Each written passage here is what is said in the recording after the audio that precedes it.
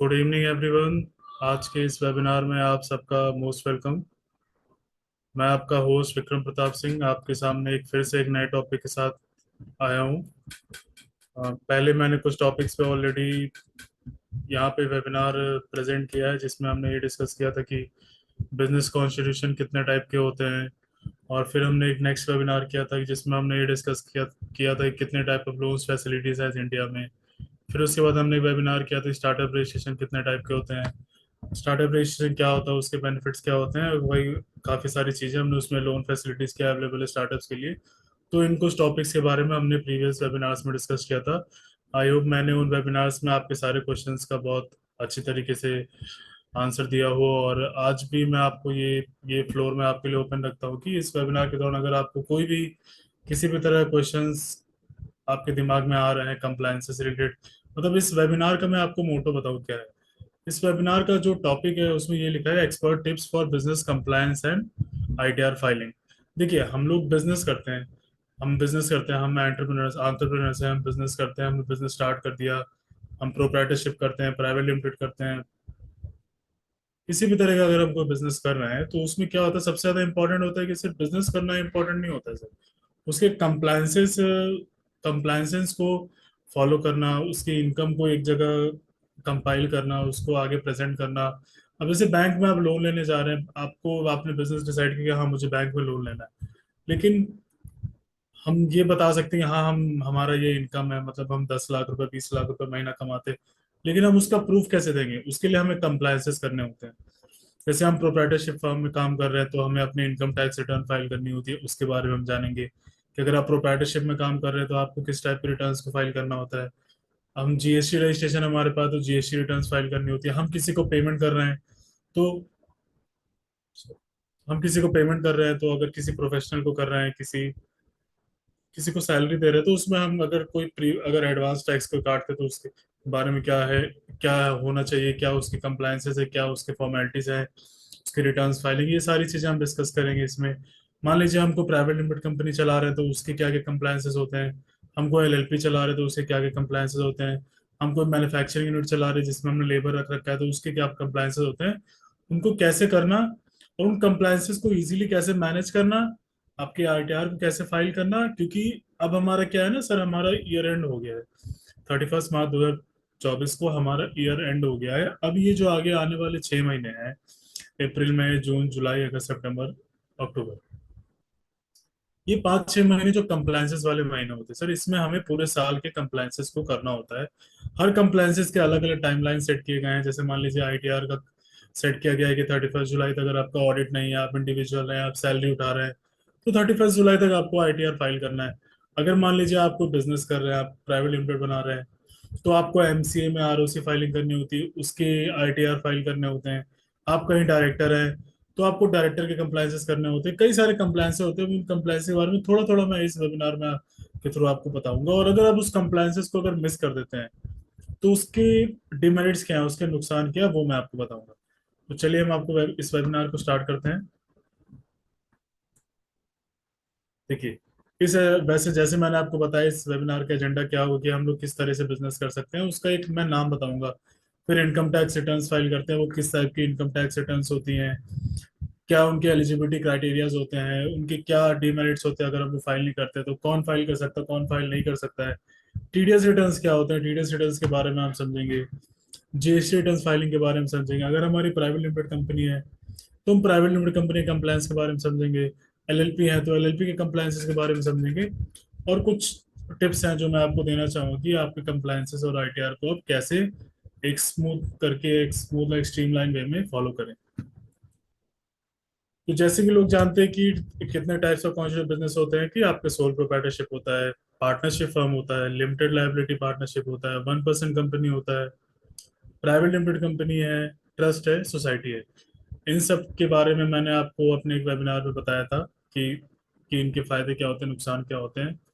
I hope मुझे वो repeat करने की जरूरत नहीं है। अगर आप वो देखना चाहें तो उद्यमिता हेल्पलाइन के यूट्यूब चैनल पे वो मेरा वेबिनार अवेलेबल है, वहाँ पे जाके उसको देख सकते हैं, आप समझ सकते हैं कि सोल प्रोप्राइटरशिप क्या होता है, पार्टनरशिप क्या होता है, एलएलपी क्या है, 1% कंपनी क्या है, प्राइवेट लिमिटेड कंपनी क्या है, वगैरह वगैरह, ये सारी चीजें वहाँ पे आप देख सकते हैं।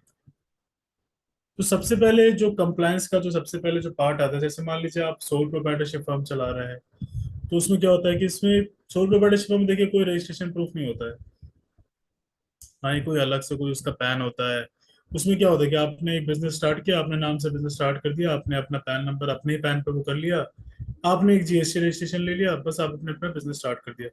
अब पूरे साल आपने बिजनेस तो अपना कर दिया, अब उस बिजनेस के इनकम को कंपाइल करना है, हमें आगे प्रेजेंट करना है कि हाँ, लोगों को दिखाना है कि सर हमारा बिजनेस ग्रो कर रहा है, हमारे ये फायदे था, हमारा बिजनेस में ये नुकसान था, हमने इतने पैसे खर्च किए, हमने भी इतने पैसे कमाए, ये सारी चीजें हमें उसमें उस इस आईटीआर के थ्रू हम वहाँ पे मेंशन कर सकते हैं। अब जैसे मैंने आपको बताया आईटीआर क्या होता है, the income tax return is a form in which the tax payer submit information about the income and tax payments to the income tax department. Income tax department क्या होता है, जहाँ पे हम इनकम टैक्स के अपने अपने टैक्स के अपने इनकम के डिटेल्स को एक स्पेसिफाइड फॉर्मेट में, अलग अलग तरह के फॉर्म्स होते हैं, आईटीआर मैं आगे आने वाली स्लाइड्स में जरूर बताऊंगा, उसमें एक स्पेसिफाइड डेट के अंतर्गत आपको अपने सारे इनकम को वहां पे शो करना होता है। जो भी आपने इनकम गेन किया है ड्यूरिंग द ईयर, जो आपका फायदा रहा है, जो आपका नुकसान रहा है, इन सारी चीजों के बारे में हमें वहाँ पे डिस्कस करना होता है, हमें वहाँ पे सॉरी रिपोर्ट करना होता है इनकम टैक्स रिटर्न में। इनकम टैक्स रिटर्न कुछ 6-7 तरीके के होते हैं, वो नेक्स्ट स्लाइड में आई श्योरली शो यू, मैं आपको जरूर दिखाऊंगा कि इनकम टैक्स रिटर्न कितने टाइप्स के होते हैं। देखिए टैक्स पेयर क्या होता है, जो बंदा टैक्स पे करता है, जैसे मैं, आप टैक्स पेयर है, मैं इंडिविजुअल हूँ, अगर मैं सैलरीड पर्सन हूँ, मैं एज एन एक्सपर्ट हूँ, मैं एज अ प्रोफेशनल काम कर रहा हूँ, तो मैं एक इंडिविजुअल हूँ। एक घर के एक फैमिली के सारे मेंबर मिला के उन्होंने एक फर्म रजिस्टर कर लिया, उसको एचयूएफ कहते हैं। उसके बाद कोई प्राइवेट लिमिटेड कंपनी होगी, एलएलपी होगी, पार्टनरशिप फर्म होगी, ये अलग अलग कॉन्स्टिट्यूशंस होते हैं जो अपने इनकम को, वो वो क्या है, वो टैक्स पेयर है, अपने इनकम को आगे शो करने के लिए वो आईटीआर फाइल करते हैं। आईटीआर फाइल करना बहुत जरूरी होता है, इसके भी कुछ नॉन कंप्लायंसेस के बहुत सारी पेनल्टीज होती है अगर आप उसको टाइमली फाइल नहीं कर रहे हैं। क्या पेनल्टीज है वो आगे आने वाले स्लाइड्स में मैं आपको जरूर बताऊंगा। अगर एक बेसिक मैं नर्शल में आपको बताऊं, अगर आप अपना आईटीआर, अगर आपका आईटीआर टैक्सेबल है, अगर आप टैक्सेबल इनकम में मतलब फॉल कर रहे हैं, तो आपका जो, अगर आप ड्यू डेट के बाद अगर कोई इनकम टैक्स रिटर्न फाइल करते हैं, तो उसमें आपको 5,000 की पेनल्टी देनी होती है 31 दिसंबर 2000, जो भी जिस साल, जैसे मैं मान लीजिए इस साल का मेरा आईटीआर रिटर्न है, मैं 31 जुलाई तक मुझे फाइल करना है, मैं उसको फाइल नहीं कर पाया, तो मेरे पास एक ऑप्शन होता है कि मैं बिलेटेड रिटर्न फाइल करूँ 31 दिसंबर तक। जैसे मैं इस साल के 31 दिसंबर तक अपना बिलेटेड रिटर्न फाइल कर सकता हूँ, तब तक मुझे 5,000 की पेनल्टी देनी पड़ेगी अगर मेरा इनकम टैक्सेबल है। अगर टैक्सेबल नहीं है तो मुझे उसमें 1,000 की ही पेनल्टी देनी पड़ेगी। अगर हम उसके बाद जाते हैं तो वो पेनल्टी 10,000 तक हो सकती है, उसके बाद काफी पीनल प्रोविजंस होते हैं, इम्प्रिजनमेंट होता है, बहुत सारी चीजें होती हैं आपके नॉन कंप्लाइंट माने तो मैक्सिमम पेनल्टी 10,000 तक की होती है उसमें, जिसको आपको पे करके ही आप रिटर्न फाइल कर सकते हो। उसमें भी आपको एक अपडेटेड रिटर्न का ऑप्शन आता है, वो फाइल कर सकते हैं। उसके बाद आपको वही टैक्सेबल है तो 1,000, अगर नॉन टैक्सेबल है तो 1,000 तक है, अगर टैक्सेबल है तो अगर टैक्सेबल है तो 5,000 है, अगर नॉन टैक्सेबल है तो 1,000 है। अब हम बात करते हैं कितने टाइप्स के आईटीआर होते हैं। There are 7 types of ITR. ITR 1 which is for individual and HUF. ITR 2 is also for individual and HUF, उसके कुछ सर्टेन एग्जेम्पशंस होते हैं, कुछ सर्टेन क्राइटेरियाज होते हैं, वो आगे डिटेल में मैं आपको जरूर बताऊंगा। फिर होता है ITR 3 which is again for individual HUF and a partner in a firm. अगर कोई आप पार्टनरशिप फर्म चला रहे हैं, if you are running any type of partnership firm and you are a partner in that firm, आप उस firm में partner हैं, तो आप आईटीआर 3 फाइल कर सकते हैं। फिर आता है ITR 4 which is again for individual HUF and firm. ITR 4 में हम प्रिजम्पटिव इनकम के बारे में बात करेंगे, 44AD, 44AE and 44ADA। In 3 sections के बारे में बात करेंगे कि मान लीजिए अगर आप बुक्स ऑफ अकाउंट्स वगैरह मेंटेन नहीं कर रहे हैं और आप कुछ ट्रांजेक्शन्स कर रहे हैं, आपके कुछ सर्टेन सेट ऑफ इनकम है, तो आप उनको उसको उसका कितना पोर्शन आप प्रॉफिट में दिखा सकते हैं कि आप अपना आईटीआर फाइल कर सकते हैं। ये सारी चीज़ मैं बताऊंगा। अगर आप प्रोफेशनल है तो आप उसमें कैसे फाइल कर सकते हैं। अगर आप कोई ट्रांसपोर्ट बिजनेस या किसी भी तरह का बिजनेस के, हम अगर आप, इफ यू आर डूइंग, अगर आप कोई बिजनेस कर रहे हैं, तो उसमें आप आईटीआर 4 में कैसे फाइल कर सकते हैं, अगर आप पार्टनरशिप फर्म है या फिर एलएलपी है। देखिए, जैसे किसी फर्म का पार्टनर, वो ITR 3 फाइल करेगा। लेकिन जो फर्म है, जैसे मेरा आपका, मान लीजिए मैं किसी के साथ पार्टनरशिप फर्म में हूँ, तो मैं वो ITR फाइल करूंगा तो उसके लिए मुझे ITR 5 फाइल करना पड़ेगा। और अगर मेरा LLP है, लिमिटेड लायबिलिटी पार्टनरशिप फर्म कहते हैं, तो वो मैं फाइल करूंगा ITR 5। अगर मेरा कोई प्राइवेट लिमिटेड कंपनी है, 1% कंपनी है, तो मैं ITR 6 फाइल करूंगा। या फिर जो लास्ट होता है ITR 7 जो होता है, उसमें मान लीजिए मेरा कोई ट्रस्ट है, सोसाइटी है, एजुकेशनल इंस्टीट्यूशन है, हॉस्पिटल है, तो मैं ITR 7 फाइल करूंगा। तो कितने टाइप के ITR हो गए? 1 हो गए, 2, 3, 4, 5, 6, 7। सारे अलग अलग होते हैं। 7 टाइप्स ऑफ ITR के फॉर्म्स होते हैं जिन्हें हमें फाइल करना होता है। जिनको ना फाइल करने के कुछ कॉन्सिक्वेंसेस होते हैं, कुछ पेनल्टीज होती है, जो कि मैंने आपको बता दिया है। एलिजिबिलिटी क्या होती है, मैं उसके बारे में मैं आपको डिटेल में बताता हूँ। सबसे पहले हम स्टार्ट करते हैं ITR 1। Who is eligible to file ITR 1 for financial year 2023-24? क्योंकि ये हमारा फाइनेंशियल ईयर 23-24 है, मैं इसके बारे में डिस्कस करूंगा। ITR 1 एक सिंप्लीफाइड फॉर्म है। ITR 1 is a simplified one page form for individuals receiving income up to ₹50 lakhs। अगर किसी इंडिविजुअल का इनकम 50 लाख तक है, तो वो ITR 1 फाइल करेगा करेगा सब्जेक्ट टू कुछ सर्टेन पॉइंट्स हैं, जो कि है इनकम फ्रॉम सैलरी और पेंशन, या फिर अगर उसका इनकम सैलरी और पेंशन से आ रहा हो, income from one house property, किसी एक हाउस प्रॉपर्टी से इनकम आ रहा है, या फिर रेंटल इनकम आ रहा हो, या फिर उसने अगर प्रॉपर्टी को सेल किया हो किस, तो वो उसका इनकम उसमें मेंशन कर सकता है। Income from other sources, other sources income, जैसे आपका कोई FD का इनकम आ रहा है, कोई सेविंग अकाउंट का इनकम आ रहा है, excluding cases where loss is brought forward, ये तो आपका प्रॉपर्टी का हो गया। Excluding winning from lottery and income from resources, अगर आप कोई लॉटरी वगैरह यूज कर रहे हैं, लॉटरी से अगर आपको कोई इनकम हो रही है, या फिर अगर आप कोई हॉर्स रेसिंग कर रहे हैं, इसमें अगर आपको कोई पैसे, आपको इससे आपको कोई इनकम हो रही है, तो आप इनकम फ्रॉम अदर सोर्सेज को ITR 1 में शामिल नहीं कर सकते हैं। इसके अलावा कोई हो, जैसे मान लीजिए आपका सेविंग का इंटरेस्ट हो, कोई डिविडेंड हो, या कोई आप सैलरी के अलावा अगर कोई आप ट्यूशन पढ़ा रहे हो, कुछ पढ़ रहे हो, ऐसे कुछ छोटे मोटे जो इनकम हो से, जिनको आप वहां पे आप मेंशन कर सकते हैं। लेकिन सर्टेन सेट क्राइटेरिया ये है कि आपका 50 लाख तक का ही इनकम होना चाहिए। फिर है in case of income club income tax returns where a spouse और minors included, this can be done only if the income is limited to the above specification. अगर आप क्लब ITR फाइल करें जिसमें आप अपने वाइफ या अपने minor का भी इनकम इंक्लूड कर रहे हैं, तो वो भी इन स्पेसिफिकेशन से अंडर होना चाहिए, कि मतलब सैलरी और पेंशन का इनकम होना चाहिए, एक हाउस प्रॉपर्टी का इनकम होना चाहिए, या फिर इनकम फ्रॉम अदर सोर्सेज का होना चाहिए, जिसकी एक कैपिंग सेट कर दी गई है 50 लाख रुपीज की। इससे ज्यादा आपका इनकम नहीं होना चाहिए ITR 1 फाइल करने के लिए। सबसे मेन इंपॉर्टेंट ये है कि आपका जो आधार कार्ड है वो आपके पैन से लिंक होना चाहिए। आधार कार्ड को पैन से कैसे लिंक करना है, मैं ये फिर कभी आपको एक वेबिनार में जरूर रखूंगा, जिसमें मेंशन करूंगा कि किस टाइप ऑफ रजिस्ट्रेशन होते हैं। आप कि आधार लिंक कैसे करें, पैन लिंक कैसे करें, आप GST रजिस्ट्रेशन कैसे करें, इंस्टेंट अगर आपको पैन जनरेट करना है तो आप कैसे करें, इन सारी चीज़ों के बारे में मैं एक नेक्स्ट वेबिनार में जरूर आपसे मेंशन करूंगा। आई होप मेरी आवाज़ सब तक पहुंच रही है। मैं ज़्यादा फास्ट नहीं हूँ, मैं धीरे धीरे मैं थॉरली चीज़ों को समझा रहा हूँ। अगर किसी को लग रहा है कि मैं बहुत तेज़ बोल रहा हूँ, या फिर मेरी आवाज़ आप तक नहीं पहुंच रही है, तो प्लीज़ आप ज़रूर उसमें मेंशन करें। आप अगर और मैं अगर आप चाहते हैं कि मैं अपनी स्पीड थोड़ी स्लो करूं, या फिर और क्लियर समझाऊं चीज़ों को, तो आप जरूर मेंशन कर सकते हैं। मैं इन चीज़ों को ध्यान रखते हुए वेबिनार को आगे बढ़ाऊंगा। अब बात आई कि हम ITR फाइल, मैंने ये तो बता दिया कि आप ITR फाइल कर सकते हैं, कि कौन कौन ITR फाइल कर सकता है। अब ये जानिए कि ITR 1 कौन कौन फाइल नहीं कर सकता है। An individual with an income above 50 lakh, अगर कोई इंडिविजुअल किसी का इनकम 50 लाख से ऊपर है। An individual who is a director,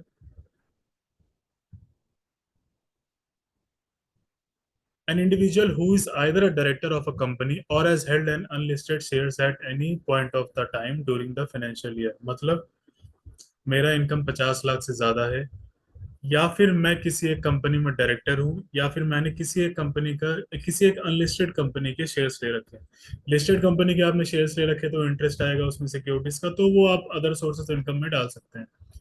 लेकिन किसी अनलिस्टेड कंपनी, मान लीजिए किसी, मैं एक इंडिविजुअल भी हूँ, मैंने किसी प्राइवेट कंपनी के शेयर से रखे हैं, तो मैं ITR 1 फाइल नहीं कर सकता हूँ। उसके लिए मुझे ITR 3 फाइल करना पड़ेगा। उसमें क्या होता है, क्या एलिजिबिलिटी क्राइटेरिया है, वो मैं आगे आने वाली स्लाइड्स में आपको जरूर समझाऊंगा। आपका अगर कोई क्वेश्चंस हैं तो आप Q&A सेशन में मुझे ज्वाइन कर सकते हैं क्वेश्चंस को पूछने के लिए।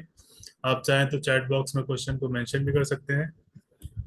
फिर नेक्स्ट आता है residents not ordinary resident and non resident, मतलब कोई ऐसा पर्सन जो कि इंडिया का रेसिडेंट ना हो, मतलब 182 डेज से ज्यादा इंडिया में ना रहा हो, वो ITR1 फाइल नहीं कर सकता है क्योंकि वो इंडिया का रेजिडेंट नहीं है। तो सबसे बेसिक क्राइटेरिया ITR फाइल करने का ये होता है कि आप इंडिया के सिटीजन होने चाहिए, मतलब आप इंडिया में 182 डेज से ज्यादा एग्जिस्ट, मतलब आप रिजाइडिंग हो, आप इंडिया में 182 दिन से ज्यादा इंडिया में रहे हो, तब आप इंडिया के सिटीजन माने जाएंगे as per income tax act 1961। फिर नेक्स्ट आता है सर कि individuals who have earned income through the following means, कोई ऐसा इंडिविजुअल जो कि इन कुछ पॉइंट्स जो यहाँ पे मेंशन्ड है उससे अगर उनकी कोई इनकम आई है तो वो ITR फंड फिल करने के लिए एलिजिबल नहीं है। पहला है more than one house property, अगर एक से ज्यादा हाउस प्रॉपर्टी को बेचने से कोई इनकम आई हो तो वो एलिजिबल नहीं है ITR वन के लिए। लॉटरी, रेस हॉर्सेस या फिर लीगल गैम्बलिंग, अगर कोई लीगल गैम्बलिंग, लॉटरी या रेस हॉर्स के इनकम से अगर कोई पैसा आया तो वो ITR वन में एप्लीकेबल नहीं है। टैक्सेबल कैपिटल गेन है शॉर्ट टर्म या लॉन्ग टर्म, एग्रीकल्चर इनकम अगर उनका कोई है 5,000 से ज्यादा है तो वो इसमें एलिजिबल नहीं है। 5,000 से कम है तो वो इसमें मेंशन कर सकते हैं। किसी भी बिजनेस या प्रोफेशन से कोई इनकम आया तो वो ITR वन फाइल नहीं कर सकते हैं। A resident that has assets outside India, या फिर किसी रेजिडेंस का इंडिया से बाहर कोई एसेट है उससे कोई अगर इनकम आ रहा है तो वो इसको मेंशन नहीं कर सकते। मतलब नटशेल में अगर मैं आपको बताऊं, सबसे सिंप्लीफाइड और सबसे इजी अगर कोई फॉर्म है तो ITR वन है। आप कहीं से सैलरी उठा रहे हैं, आपका कोई मान लीजिए सिंपल सा कोई इंटरेस्ट का, FD का, इन सब का इनकम है, तो आप चाहिए ऑनलाइन ITR वन आप फाइल कर सकते हैं, आप अपना इनकम वहाँ पे शो कर सकते हैं। अब मैं आपको बताऊं ITR वन फाइल करने के लिए आपके पास डॉक्यूमेंट्स का क्या होना चाहिए। सबसे पहले डॉक्यूमेंट्स होता है फॉर्म 16। फॉर्म 16 देखिए क्या होता है, मतलब आप मान लीजिए आप किसी एम्प्लॉय किसी के यहाँ जॉब कर रहे हैं किसी, तो आपके एम्प्लॉयर्स इसको आप देंगे जिसमें वो कुछ चीजें मेंशन करेंगे कि आपका पैन नंबर क्या है, आप वहाँ पे क्या काम कर रहे हैं, मतलब सॉरी आप वहाँ काम कर रहे हैं, आप कितने दिन से काम कर रहे हैं, आपके मान लीजिए पूरे साल की सैलरी है, कितनी सैलरी आपने किसी पार्टिकुलर क्वार्टर में कितनी सैलरी आपने ड्रॉ की है, उसके अगेंस्ट आपका TDS कितना कटा है, ये सारी चीजें उस फॉर्म 16 में मेंशन होती हैं। फिर होता है फॉर्म 26AS। कोशिश सबसे ज्यादा इंपॉर्टेंट ध्यान रखने की यही है कि आप जो फॉर्म 16 आपको जो मिला है, आप प्लीज उसको अपने फॉर्म 26AS से जरूर मैच कर ले। फॉर्म 26AS क्या होता है, रिटर्न ऑफ TDS होता है कि ड्यूरिंग द ईयर आपके पैन के बिहार पे जहां जहां आपने पैन मेंशन कर रखा है, कहाँ कहाँ आपका TDS कटा है, मतलब TDS के बारे में भी मैं आने वाले नेक्स्ट स्लाइड में जरूर बताऊंगा कि TDS कहाँ कहाँ कट सकता है और कितना कितना कट सकता है। तो आप जरूर मैच के लिए मान लीजिए कोई FD इंटरेस्ट है आपका, मान लीजिए 1 लाख या 1.5 लाख से ज्यादा ड्यूरिंग द ईयर आपने FD पे इंटरेस्ट कमा लिया है, तो उस पे कुछ 10% या 5% जो भी गवर्नमेंट का रेट है उसके अकॉर्डिंग आपका TDS कटता है।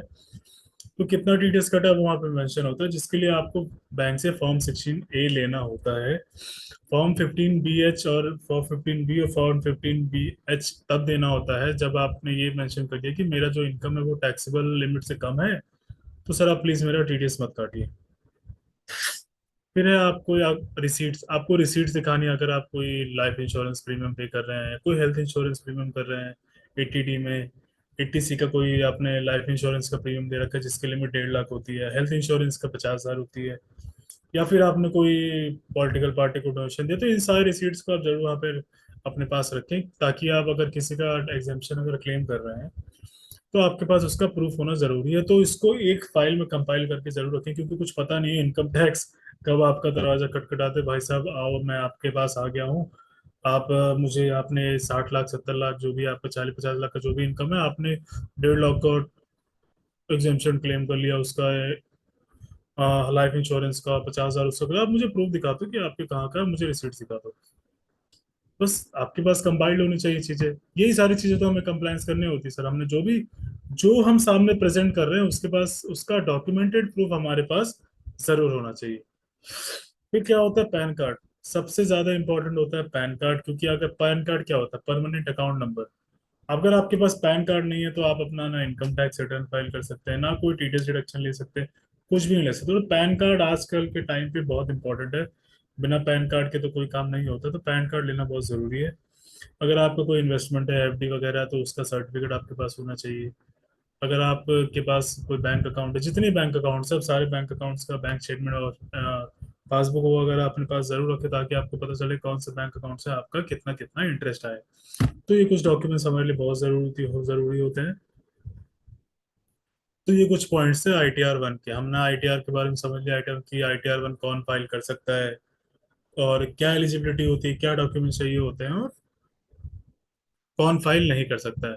आई होप आईटीआर वन आपको बहुत अच्छे से समझ में आ गया हो। अगर कुछ आपके क्वेश्चंस हैं तो आप चैट बॉक्स में जरूर मेंशन करें। अब हम लोग चलते हैं नेक्स्ट आईटीआर टाइप में, जिसको हम लोग कहते हैं ITR to form. ITR to form क्या होता है? आईटीआर टू फॉर्म होता है सर, जो बंदा मतलब सिंपल सी बात है। हेलो। रजत जी कह रहे हैं कि मैं ऑडिबल नहीं हूँ, तो प्लीज कोई कंफर्म करेगा आई am audible or not. Hello, क्या मैं ऑडिबल हूँ? प्लीज कोई मुझे कंफर्म करेगा, क्या मेरी टीम मुझे कंफर्म करेगी I am audible or not? Okay, yes yes. Thank you so much.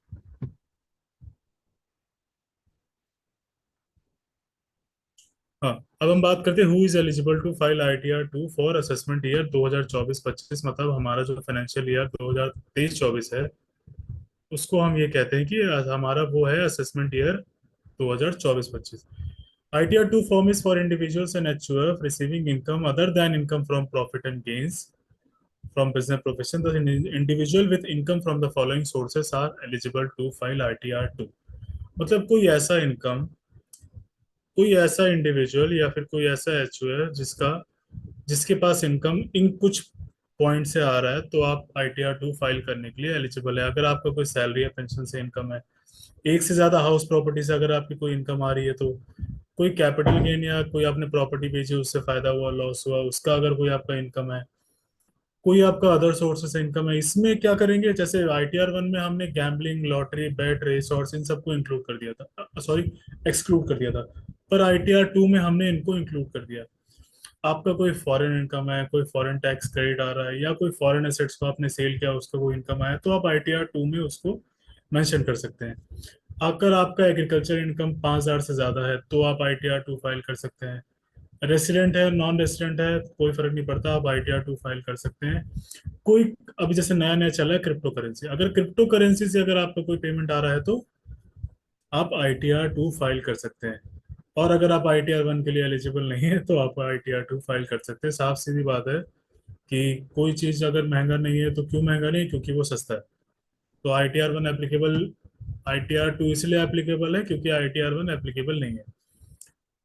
और सबसे बड़ी बात इसमें क्या है कि अगर आप 50 लाख से ऊपर इनकम आपका हो रहा है, इन सारी चीजों को, ये सैलरी, हाउस प्रॉपर्टी, इन सारी चीजों को मिला के, तो आप आईटीआर टू फाइल करने के लिए एलिजिबल हो जाते हैं।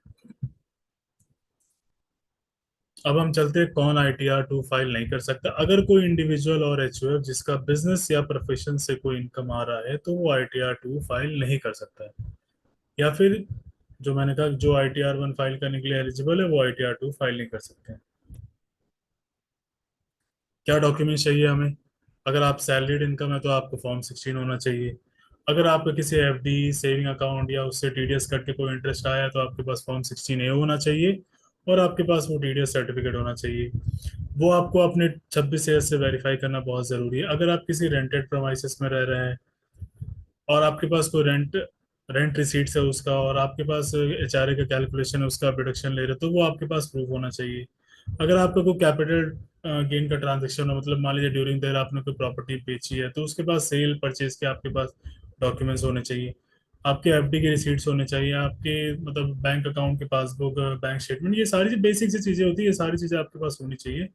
इन चीजों को आप कंपाइल करिए। 31 जुलाई ड्यू डेट होती है, उस ड्यू से पहले आप फाइल करिए। कोई भी नॉन कंप्लायंस नहीं है, कोई पेनल्टी नहीं है, सब कुछ आप आराम से आप अपने सैलरी उठाइए, बिजनेस करिए। कुछ बिजनेस के लिए तो आईटीआर 3 है, सैलरी अगर आप उठा रहे हैं, मतलब सिर्फ एक चीज आपको ध्यान में रखना है कि मैं अगर किसी भी सोर्स से 5 रुपए भी अगर कमा रहा हूँ, 10 रुपए भी कमा रहा हूँ, अगर वो टैक्सेबल लिमिट में आ रहा है मेरा पैसा, तो मैं उसको गवर्नमेंट को जरूर प्रेजेंट कर दूँ।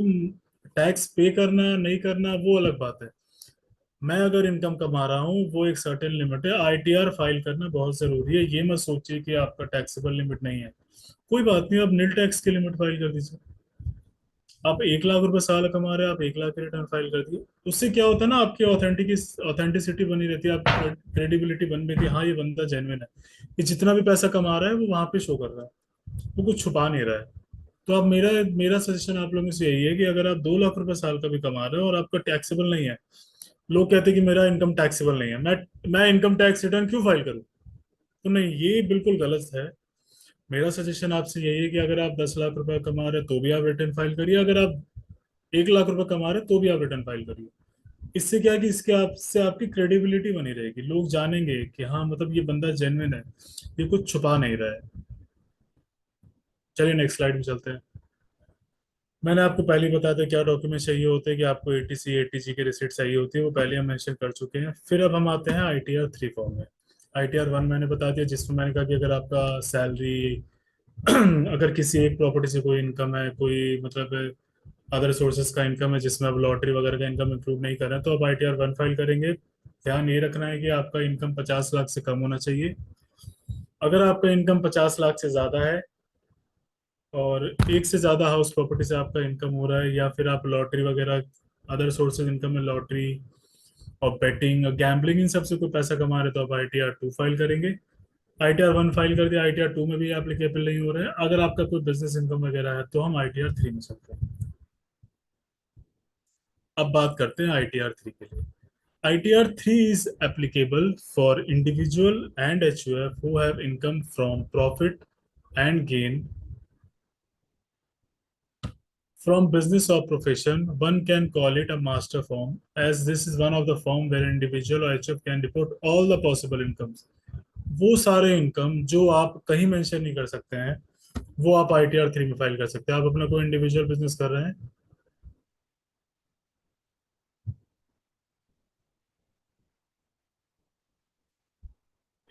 मतलब मान लीजिए कोई आप अपना इंडिविजुअल बिजनेस कर रहे हैं, आप किसी कंपनी में डायरेक्टर हैं, या फिर आप किसी कंपनी में शेयर होल्डर हैं, आप बहुत सारे इनकम है आपके, आप उसको कहीं और नहीं शो कर रहे हैं, तो आप ITR 3 आइए फाइल करिए, उसमें आप शो कर सकते हैं। एलिजिबिलिटी क्या होती है? कैरिंग ऑन अ बिजनेस और profession, both tax audit and non tax audit cases. तो जरूरी नहीं आपका ऑडिट हो, ऑडिट नहीं हो, अगर आपको बिजनेस और प्रोफेशन आप कर रहे हैं, बुक्स ऑफ अकाउंट मेंटेन कर रहे हैं, ऑडिट के लिए एलिजिबल है ना एलिजिबल है ना, आप ITR 3 में फाइल कर सकते हैं। इसमें आप income from house property mention कर सकते हैं, अगर आप किसी प्रॉपर्टी से कोई इनकम, कोई रेंट वगैरह आ रहा है तो आप वो मेंशन कर सकते हैं। कोई सैलरी या पेंशन की इनकम आ रही है तो आप मेंशन कर सकते हैं।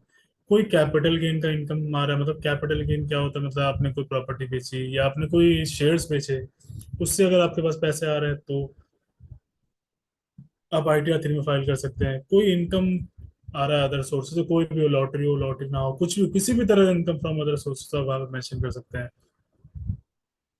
आप किसी पार्टनरशिप फर्म में है, वहां से आपको रेमनरेशन आ रहा है, कोई सैलरी आ रही है, तो आप ITR 3 में फाइल कर सकते हैं। अगर आप किसी कंपनी में डायरेक्टर है, शेयर होल्डर है, तो आप ITR 3 फाइल कर सकते हैं। कौन एलिजिबल नहीं होता है?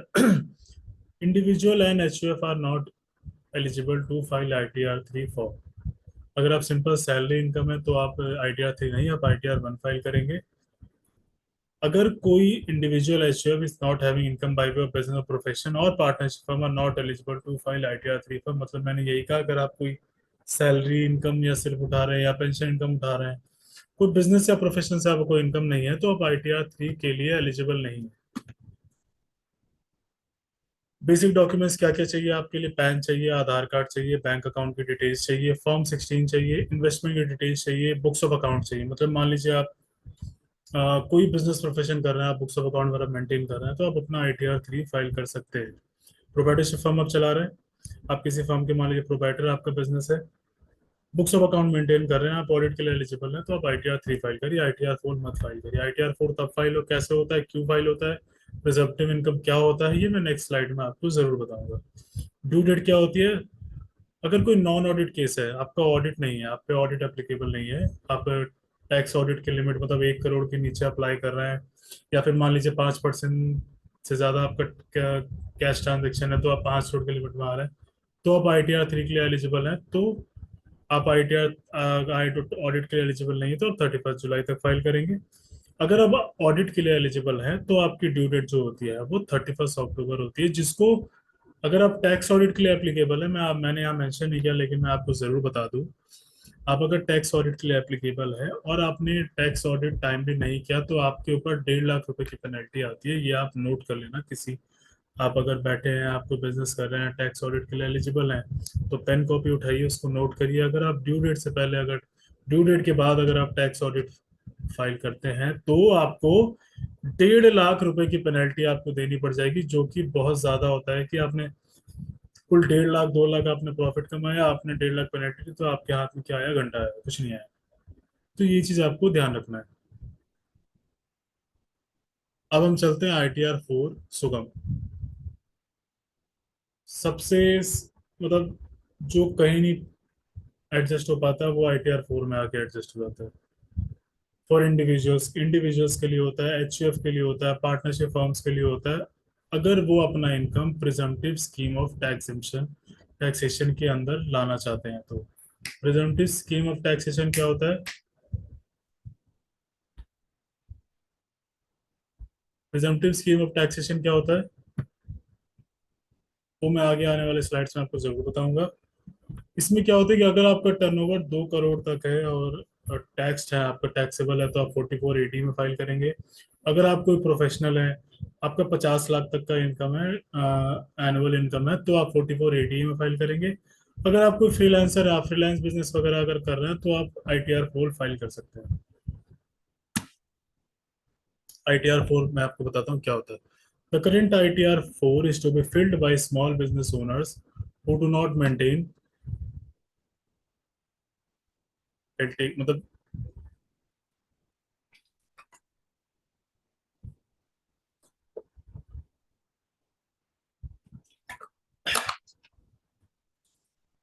Sorry guys.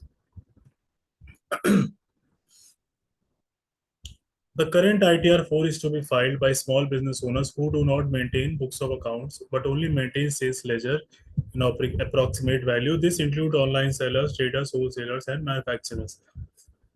ITR 4 कौन फाइल करता है? मान लीजिए मैं एक छोटा सा स्मॉल मतलब माइक्रो बिजनेस ओनर हूँ, मैं छोटा सा बिजनेस को शॉप चला रहा हूँ, ऑनलाइन सेलिंग कर रहा हूँ, ट्रेडिंग कर रहा हूँ, होल सेलिंग कर रहा हूँ, कुछ भी कर रहा हूँ। बहुत स्मॉल स्केल का, मैं बुक्स ऑफ अकाउंट मतलब बैलेंस शीट ये सब वगैरह मैं मेंटेन नहीं कर रहा हूँ अपना, मैं टैली वगैरह, मैं एक छोटा सा मैंने एक बुक में बही खाता अपना बना रखा है,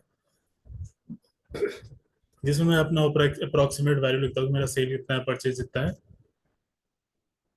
तो मैं ITR 4 फाइल कर सकता हूँ। कोई फ्रीलांसर है, कोई ब्लॉगर है, कोई व्लॉगर है, कोई राइटर है, तो वो ITR 4 फाइल कर सकता है। कोई मान लीजिए हम प्रोफेशनल्स हैं, चार्टर्ड अकाउंटेंट्स हैं, मैं चार्टर्ड अकाउंटेंट हूँ, डॉक्टर्स हैं, लॉयर्स हैं, इंजीनियर्स हैं, जिनका इनकम प्रिजम्पटिव टैक्सेशन स्कीम के तहत मतलब 4480, 4480A और 44AE के अंतर्गत फाइल किया जाता है, उनको हम ITR फॉर्म फाइल करने के लिए एलिजिबल मानते हैं।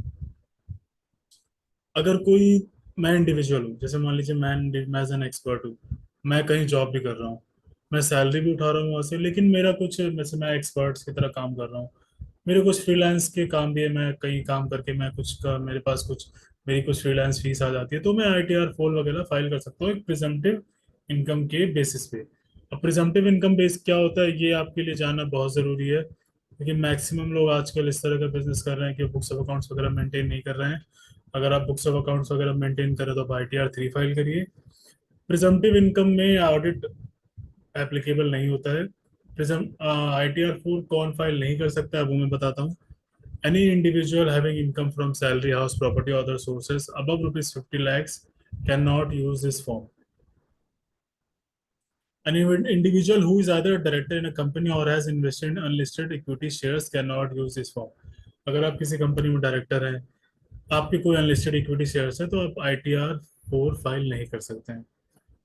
आप रेसिडेंट है पर ऑर्डिनरी रेसिडेंट नहीं है, आपकी इन कुछ जो मेंशंस है इनकम, जैसे house property, lottery, race horses, taxable capital gain, अगर आपका 5,000 से ज़्यादा अगर एग्रीकल्चर इनकम है, इंडिविजुअल कोई क्लेम रिलीफ आपको मिला है, कोई वर्चुअल डिजिटल एसेट मतलब क्रिप्टो करेंसी वगैरह को सेल करके अगर आपको कोई इनकम आया है, तो आप ITR 4 के लिए एलिजिबल नहीं है। ITR 4 किसके लिए एलिजिबल है? अगर आपको बिजनेस है, छोटा बिजनेस है, आपका कोई लघु बिजनेस है, छोटा सा मतलब मीडियोकर बिजनेस टाइप में, आप बुक्स ऑफ अकाउंट मेंटेन नहीं कर रहे हैं, आप सैलरी भी उठा रहे हैं, फ्रीलांस काम कर रहे हैं, आप प्रोफेशनल हैं, CA हैं, एडवोकेट हैं, लॉयर है, डॉक्टर हैं, प्रैक्टिशनर हैं, राइटर हैं, ब्लॉगर हैं, पोएट हैं, कुछ भी है, आपका कहीं से कोई प्रोफेशनल इनकम आ रहा है तो आप ITR 4 को फाइल करने के लिए एलिजिबल हैं। अब मैंने ITR 4 तो चिल्ला दिया, ITR 4 क्या होता है, ये होता है, वो होता है। अब हम बात करते हैं presumptive taxation for business and profession. Presumptive taxation क्या होता है? When you are running a small business, you may not have enough resources to maintain proper books of accounts information, calculate your profit loss. This makes it difficult to keep track of your income and taxes for such a business. अगर आप कोई छोटा business चला रहे हैं, आपके पास बहुत सारे रिसोर्सेज नहीं है बुक्स ऑफ अकाउंट्स वगैरह मेंटेन करने के लिए, इंफॉर्मेशन कैलकुलेट करने के लिए, या फिर PL वगैरह कैलकुलेट करने के लिए, तो आपके इनकम का ट्रैक रखना आपके लिए बहुत मुश्किल हो जाता है। तो उसको इजी करने के लिए कुछ सर्टेन प्रोविजंस रखे गए हैं।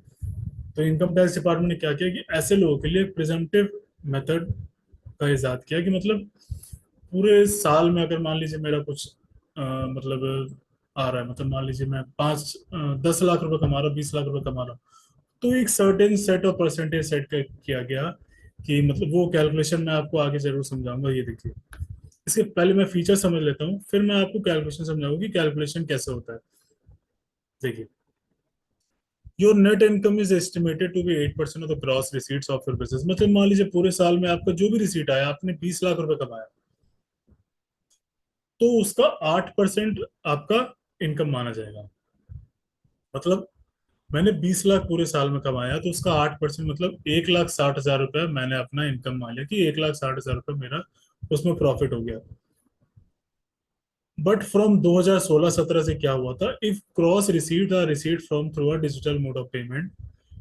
मान लीजिए फिर क्या हुआ, जब 2017 के बाद जब डिजिटल थोड़ा सा ज्यादा होने लगे, लोग ऑनलाइन ही पेमेंट देने लगे, तो फिर दो तरह का एक स्लैब सेट तक कर दिया गया, 6% एंड 7%, 8%। अगर आपका डिजिटल फॉर्म में अगर बैंक अकाउंट में आया तो आप उसका 8% लेंगे, और अगर उसमें से मान लीजिए आपका कुछ कैश में आया तो उसका आप 6% लेंगे। तो ये कुछ सेट क्राइटेरिया सेट किए गए थे, ये आपको, मुझे पता है आपको ऐसे समझ में नहीं आएगा। आगे कुछ एग्जाम्पल एक मैंने मेंशन कर रखे हैं, मैं उसमें जरूर समझाऊंगा। इसमें क्या होता है और क्या फायदे होते हैं कि आपको बुक्स ऑफ अकाउंट्स वगैरह मेंटेन नहीं करना होता है।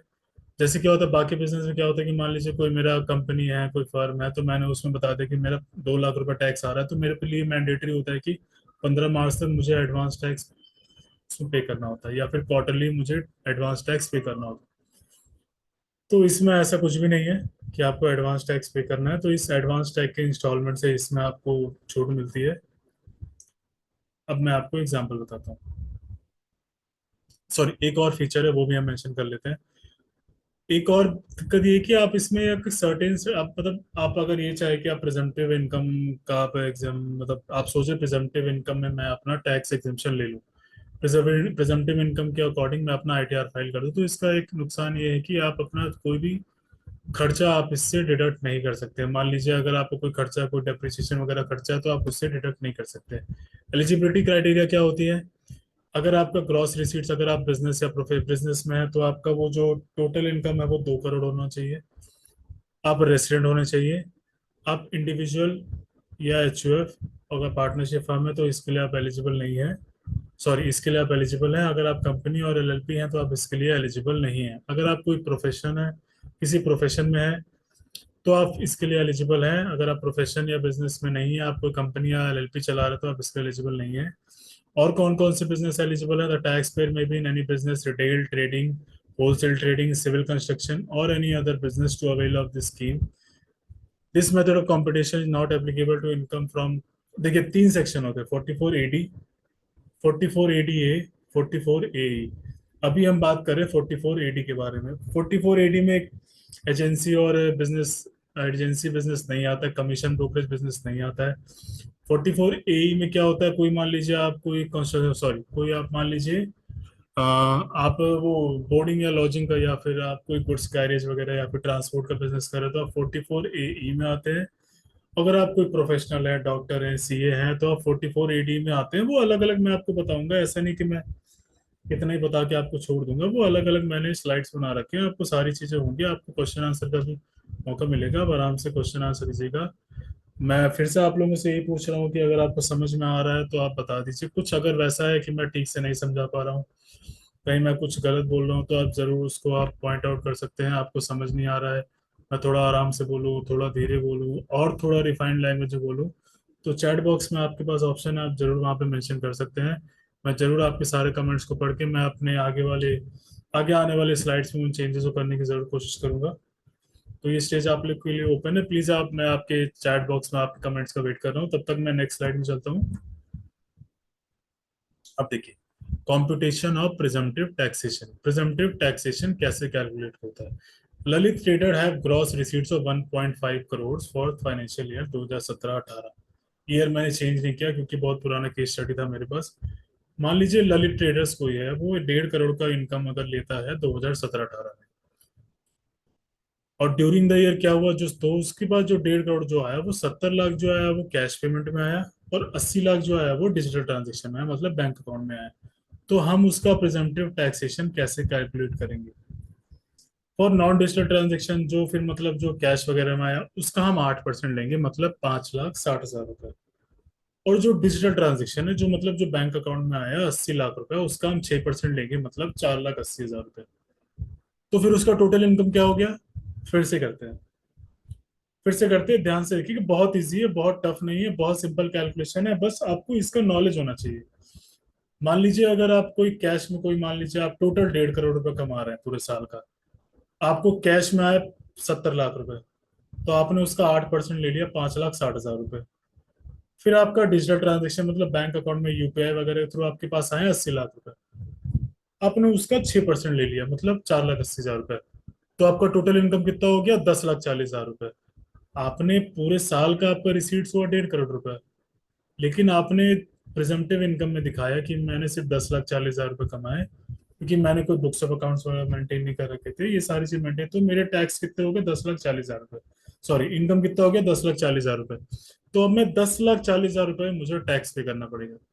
अब एक चीज आपको जरूर ध्यान रखना है, आपने कमाया 1.5 करोड़, लेकिन आपने जो प्रिजम्पटिव टैक्स एग्जेम्पशन स्कीम में लिया, उसमें आपने सिर्फ टैक्स पे किया 10,40,000 के अमाउंट पे। एक चीज आपको जरूर ध्यान रखना है, कोई भी आपका अगर एक्सपेंसेस है, वो आप अब आप उसमें से डिडक्ट नहीं कर सकते 1040 में, क्योंकि अगर आपको एक्सपेंसिव डिडक्ट करना है तो आप ITR 3 फाइल करिए। क्योंकि आप यहाँ प्रिजम्पटिव टैक्सेशन में जा रहे हैं, तो आप एक्सपेंसिव डिडक्ट नहीं कर सकते हैं। आपको सिर्फ आपको सिर्फ यहाँ पे अज्यूम करना है कि 8% आपने कैश से कमाया, 6% आपने बैंक अकाउंट से कमाया, टोटल 10,40,000 मैंने कमा लिया, तो ये मेरा पूरा इनकम हो गया। अब इस 10,40,000 में 10,40,000 का मुझे टैक्स पे करना पड़ेगा, मेरे इनकम टैक्स जो इंडिविजुअल का टैक्स रेट है उसके हिसाब से। अब हम आते हैं 44A। सेम है, जैसे 44AD में था वैसे 44AE में भी है। एलिजिबिलिटी क्या होती है, अगर आप किसी लीजिंग या हायरिंग या गुड कैरेजेस के बिजनेस में हैं, तो आप 44AE में कर सकते हैं। आपके पास 10 से ज्यादा गाड़ियां नहीं होनी चाहिए किसी पॉइंट ऑफ द टाइम में ड्यूरिंग द ईयर में। आपको इंडिविजुअल HUF या पार्टनरशिप फर्म होनी चाहिए, ठीक है। मतलब फिर से रिपीट करता हूँ, आप कोई लीजिंग, हायरिंग या गुड्स कैरेज के बिजनेस में होनी चाहिए। आपके पास ड्यूरिंग द ईयर कभी भी 10 से ज्यादा गाड़ियां नहीं होनी चाहिए, जो कैरेज जैसे ट्रक वगैरह होते हैं, वो नहीं होनी चाहिए। आप एक इंडिविजुअल HUF कंपनी या फिर पार्टनरशिप फर्म होनी चाहिए। तो फिर इसमें कैलकुलेशन क्या होता है, net taxable income from a goods vehicle other than heavy goods vehicle including any goods carriage will be calculated as 7,500 rupees per month for each vehicle. मतलब क्या होगा, मान लीजिए आपके पास 10 से कम गाड़ी, 7 गाड़ी है, तो हर गाड़ी का आपका, आप कितना भी कमा रहे हैं, 20,000 कमा रहे हैं, 25,000 कमा रहे हैं, 30,000 कमा रहे हैं एक गाड़ी से, लेकिन प्रिजम्पटिव टैक्सेशन में आपकी इनकम क्या ली जाएगी, हर प्रत्येक गाड़ी 7,500 रुपये। आप कमाओ चाहे ना कमाओ, मान लीजिए आप किसी में 50,000 कमा रहे हो, किसी में 2,000 कमा रहे हो, तो एक एवरेज लिया जाएगा कि आपके पास 7 गाड़ी है, तो 7.5 इंटू 7 ये आपका इनकम लिया जाएगा। मतलब 7.5 इंटू 7 को अगर मैं कैलकुलेट करूँ, 7 × 5 = 50, मतलब 5,25,000 आपकी इनकम मानी जाएगी, सॉरी 52,500।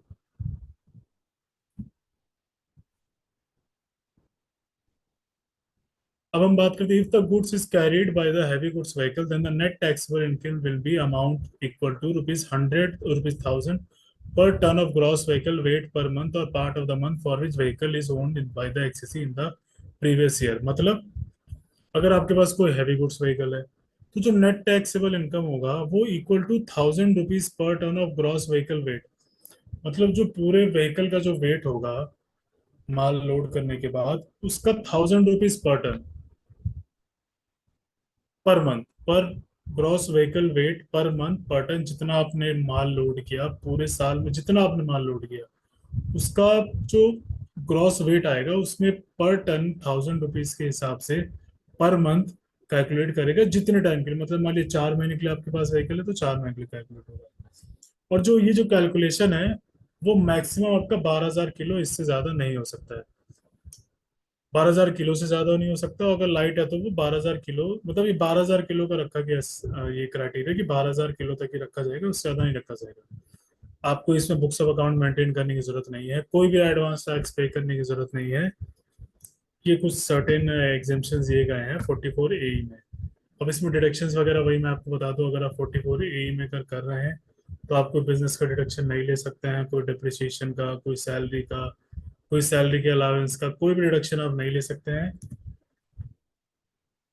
अब आता है जो बहुत कॉमन है, presumptive taxation under section 44 A D A. मतलब अगर मैं प्रोफेशनल हूँ, मैं डॉक्टर हूँ और मेरी इनकम 50 लाख तक है, या फिर अगर मेरा कैश ट्रांजैक्शन 5% ज्यादा नहीं है तो वो उसको 75 लाख रखा गया, तो मैं क्या कर सकता हूँ, मैं अपनी इनकम का 50%, मतलब मैंने मान लो 15 लाख रुपए कमाए, तो उसका 50% का मैं एक्सेम्पशन ले सकता हूँ, कि मैं 50% ही अपना इनकम मानूंगा।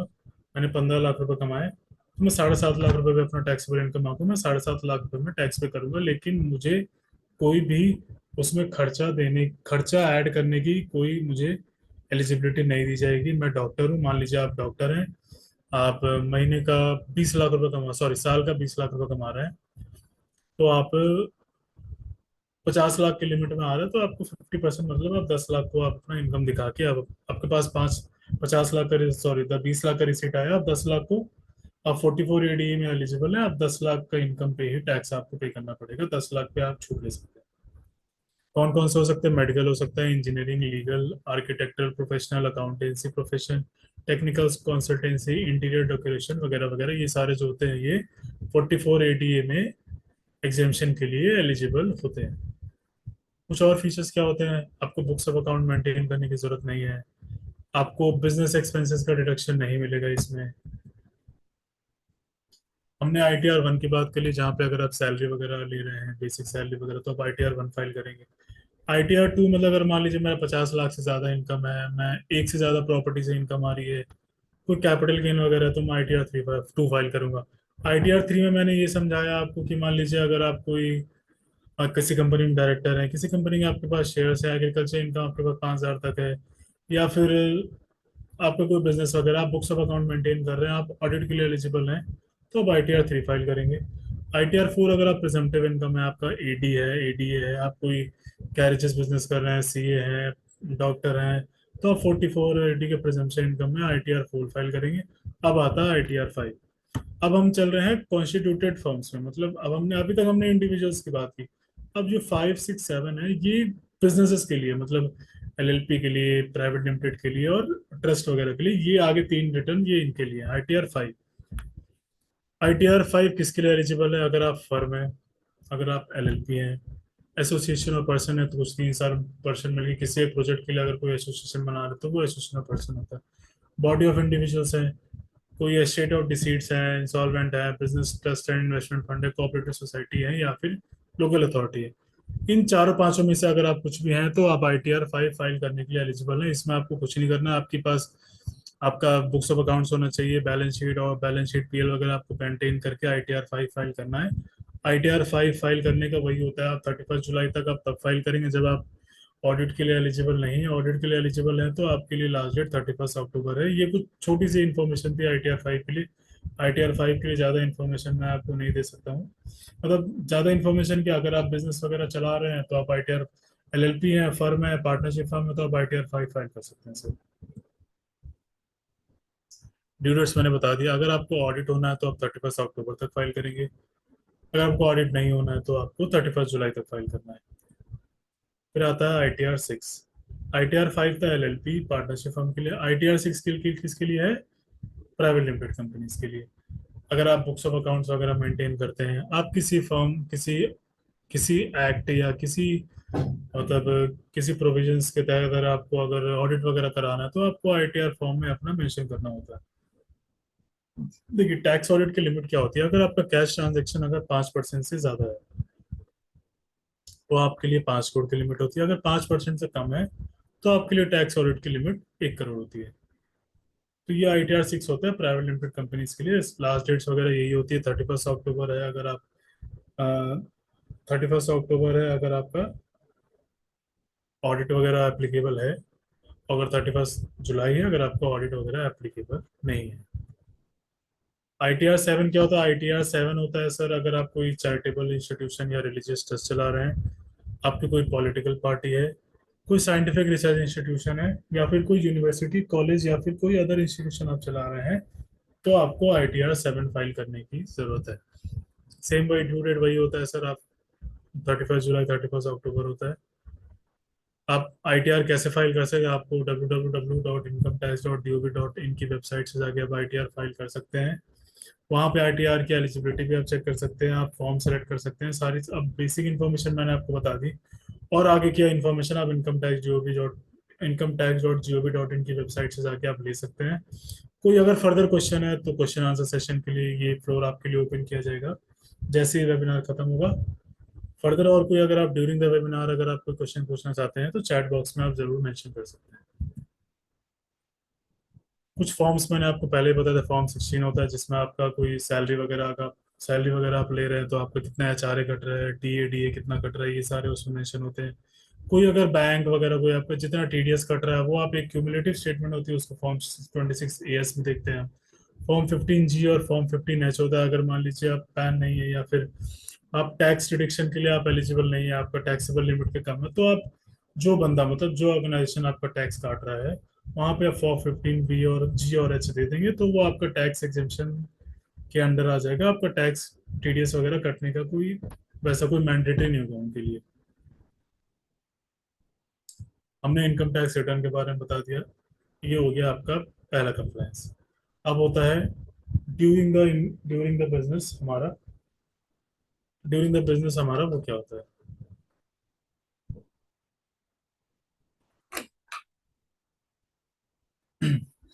अब हम बात करते हैं TDS रिटर्न्स के बारे में। TDS क्या होता है? TDS मतलब टैक्स डिडक्टेड एट सोर्स। मतलब मान लीजिए आपने कभी किसी को पेमेंट करने जा रहे हैं आप, एक सर्टेन क्राइटेरिया सेट किया गया है। मतलब मान लीजिए आपको, आप कई लोग इसमें से लोग जॉब कर रहे होंगे, आपका क्या होता है ना कंप्लायंसेस, कुछ बैंक को कुछ कंप्लायंसेस वगैरह अगर उनको करने होते हैं,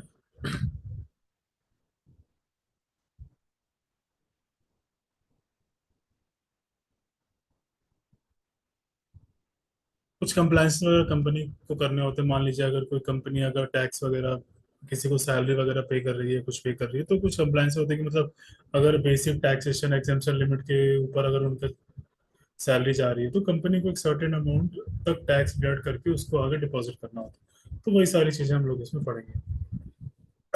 TDS, tax deducted at source, is the income tax reduced from the money paid at the time of making specified payments such as rent, commission, professional fees, salary, interest, etc. by the person making such payments. मतलब एक ऐसा एक ऐसा amount जो जो gross amount हम किसी को पे कर रहे हैं उसमें से डिडक्ट कर दिया जाता है at the time of payment. वो क्या हो सकता है? वो आपकी सैलरी भी हो सकती है, वो आपका रेंट भी हो सकता है, किसी चीज से आपको कमीशन मिल रहा है तो कमीशन हो सकता है, अगर आप किसी के लिए काम कर रहे हैं तो प्रोफेशनल फीस है तो उसको हो सकता है।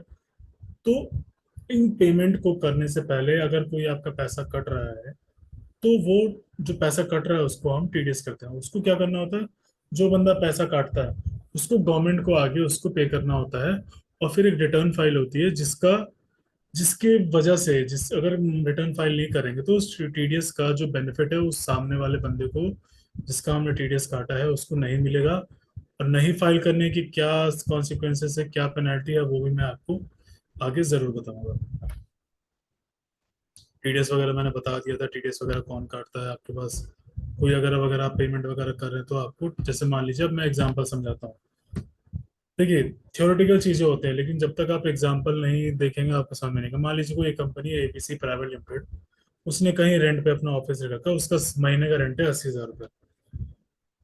तो रेंट में क्या होता है, अगर आपका ड्यूरिंग द ईयर अगर आपका रेंट 2,40,000 से ऊपर जा रहा है, गवर्नमेंट ने एक क्राइटेरिया सेट किया गया है कि अगर आपका रेंट 2,40,000 से ऊपर जा रहा है तो आपको पर मंथ रेंट पे आपको 10% टीडीएस काट के पे करना है। तो यहाँ पे तो 80,000 एक दिन का रेंट हो गया, एक महीने का रेंट हो गया, तो पूरे साल का क्या हो गया, 9,60,000 रुपया। अब 9,60,000 रुपया तो 2,40,000 से बहुत ज्यादा हो गया। अब इसमें क्या करेगा ABC private limited, ABC private limited जो अपने लैंडलॉर्ड को जो रेंट देगा, वो 80,000 में से 8,000 रुपये काट के देगा, मतलब वो कितना पे करेगा, 72,000। और फिर लेकिन क्या होगा, मतलब वो जो अपना खर्चा है, वो खर्चा अपना पूरा बुक करेगा। देखो, खर्चा तो उसके लिए 8,000 पूरा हो गया, और जो सामने वाला जिसको रेंट मिल रहा है वो भी अपना इनकम पूरा बुक करेगा, क्योंकि वो जो टीडीएस है ये एक तरह से एडवांस टैक्स होता है। मतलब आपके बिहाफ पे सामने वाली पार्टी ने जो आपको पेमेंट कर रहा था, टैक्स पे करके वो ऊपर गवर्नमेंट को पे कर दिया। ये होता है टीडीएस। मैंने किसी को रेंट पे किया, मैंने आपके बिहाफ पे, क्योंकि मेरे लिए वो कंप्लायंसेस था कि अगर मैं साल में 2,40,000 से ज्यादा अगर रेंट पे कर रहा हूँ तो मैं उसमें 10% टीडीएस काटूंगा हर मंथ के पेमेंट पे। मैं आपके बिहाफ पे, देखो सर ये रूल्स है, रूल्स के अकॉर्डिंग मैं काम कर रहा हूँ, मैंने 10% टैक्स काटा, मैंने वो 10% गवर्नमेंट को पे कर दिया। वो आपके फॉर्म, मैं आपको उसका फॉर्म 16 में ईयर एंड में आपको दे दूंगा। अब वो चीज अपने फॉर्म 26 एस से मैच कर सकते हैं। तो ये हो गया तो रेंट का प्रोविजंस। इसी तरह सैलरी का होता है, इसी तरह प्रोफेशनल फीस का होता है, वो आगे अलग अलग अलग अलग प्रोविजंस के अलग अलग सर्विसेज के अलग अलग रेट्स होते हैं, वो आके एक पूरे एक चार्ट है, मैं आपको उस पूरी चार्ट के बारे में जरूर समझाऊंगा। तो ये था छोटा सा एग्जांपल। अब मैं टीडीएस काट तो लिया, देखो काटना सिर्फ नहीं होता है। अब आप बात आती है कंप्लायंसेस की, जो मेन इस वेबिनार का जो मोटो है कंप्लायंसेस। देखिए, मैं इस साल का आपको बताता हूँ। आपका क्वार्टर एंडेड है 30 जून 2024, अब जो आएगा, 30 में 3 महीने हो गए, अप्रैल मई जून। तो क्या होता है, अब जिस महीने टीडीएस काट रहे हैं, जैसे मान लीजिए मैं अप्रैल में टीडीएस काट रहा हूँ, तो अप्रैल के अगला महीना, मतलब जो मई आ रहा है उसके 7 तारीख तक मुझे टैक्स पे करना पड़ेगा, वो टीडीएस गवर्नमेंट को पे करना पड़ेगा। ऑनलाइन जाके इनकम टैक्स पोर्टल में, टिन टू पोर्टल है गवर्नमेंट का, वहां पे जाके जिस सेक्शन में मैंने टीडीएस काटा है उस सेक्शन में मुझे वो आगे टीडीएस पे करना पड़ेगा, उसी अमाउंट का जितना मैंने पे कर रखा है, जितना मैंने काट रखा है सामने वाले बंदे का। जैसे मान लो सैलरी का 192 ए होता है, बी होता है, फिर प्रोफेशनल सर्विस का 194 जे होता है, रेंट का 94 194 आई होता है। तो ये कई सारे सेक्शंस होते हैं, इन सेक्शंस के अगेंस्ट हमें आगे पे करना होता है टैक्स। हम गवर्नमेंट को टैक्स पे कर देते हैं। जैसे मई का 7 जून हो गया, जून का 7 जुलाई हो गया, और अब क्या हो गया, हमने टैक्स पे कर दिया, लेकिन उसका एक क्यूमुलेटिव एक रिकंसिलिएशन रिटर्न एक फाइल करना होता है। जैसे हम जीएसटी रिटर्न फाइल करते हैं, वैसे ही हमें एक टीडीएस रिटर्न फाइल करनी होती है। तो 30 जून क्वार्टर का जो रिटर्न है वो कब तक के लिए टाइम होता है आपके पास, 31 जुलाई तक। उसी तरह 30 सितंबर का कब तक का टाइम होता है, 31 अक्टूबर तक। 31 दिसंबर का टाइम कब तक होता है, 31 जनवरी तक। अब आता है पूरे साल का जो सबसे लास्ट क्वार्टर होता है, मार्च क्वार्टर, जो कि सबसे इंपॉर्टेंट क्वार्टर होता है। उसमें गवर्नमेंट ने एक छोटा सा आपको एक बेनिफिट दे रखा है कि अगर मान लीजिए आपका मार्च में कोई टीडीएस कटा है, तो आप उसको 30 तारीख तक पे कर सकते हो। लेकिन अगर कोई गवर्नमेंट ऑफिस काटता है तो गवर्नमेंट ऑफिस को उसको 7 तारीख तक ही पे करना पड़ता है। जैसे मान लीजिए कोई एफडी वगैरह हमारी पे कटी है, उसको टीडीएस कटा है, तो वो 7 तारीख तक वो बैंक वगैरह उसको आगे पे कर देगी। और उसको रिटर्न को फाइल करने की लास्ट डेट क्या होती है, 31 मार्च की, 31 मई 2025। लोग, आप लोग चाहें तो इसका स्क्रीनशॉट ले सकते हैं, अगर कोई बिजनेस एग्जिस्टिंग है, किस किस डेट पे आप कर सकते हैं। आप अगर आप चाहें तो मुझसे कांटेक्ट भी कर सकते हैं। मैं आपकी, हमारी टीम इस चीज़ में आपकी ज़रूर हेल्प करेगी। अगर आपको टीडीएस रिटर्न या जीएसटी रिटर्न इन सब चीज़ों से अगर आपको हेल्प चाहिए, तो हमारी टीम तत्पर है आप लोगों को हेल्प करने के लिए, क्योंकि ईयर एंड हो चुका है, अब कंप्लायंसेस बहुत ज़रूरी है। सब लोग यही चाहेंगे उनके टाइम में कंप्लायंस हो जाए, उनको कोई भी पेनल्टी पे करना ना पड़े। अब बात आती है टीडीएस रिटर्न की। टीडीएस रिटर्न में क्या क्या रिक्वायरमेंट होता है, टाइम चाहिए, कितना टीडीएस रिटर्न किया आपने, किस टाइप का पेमेंट था, जिसका टीडीएस काटा उसका पैन नंबर वगैरह, ये सारी चीज़ें आपको टीडीएस रिटर्न में मेंशन करना होता है।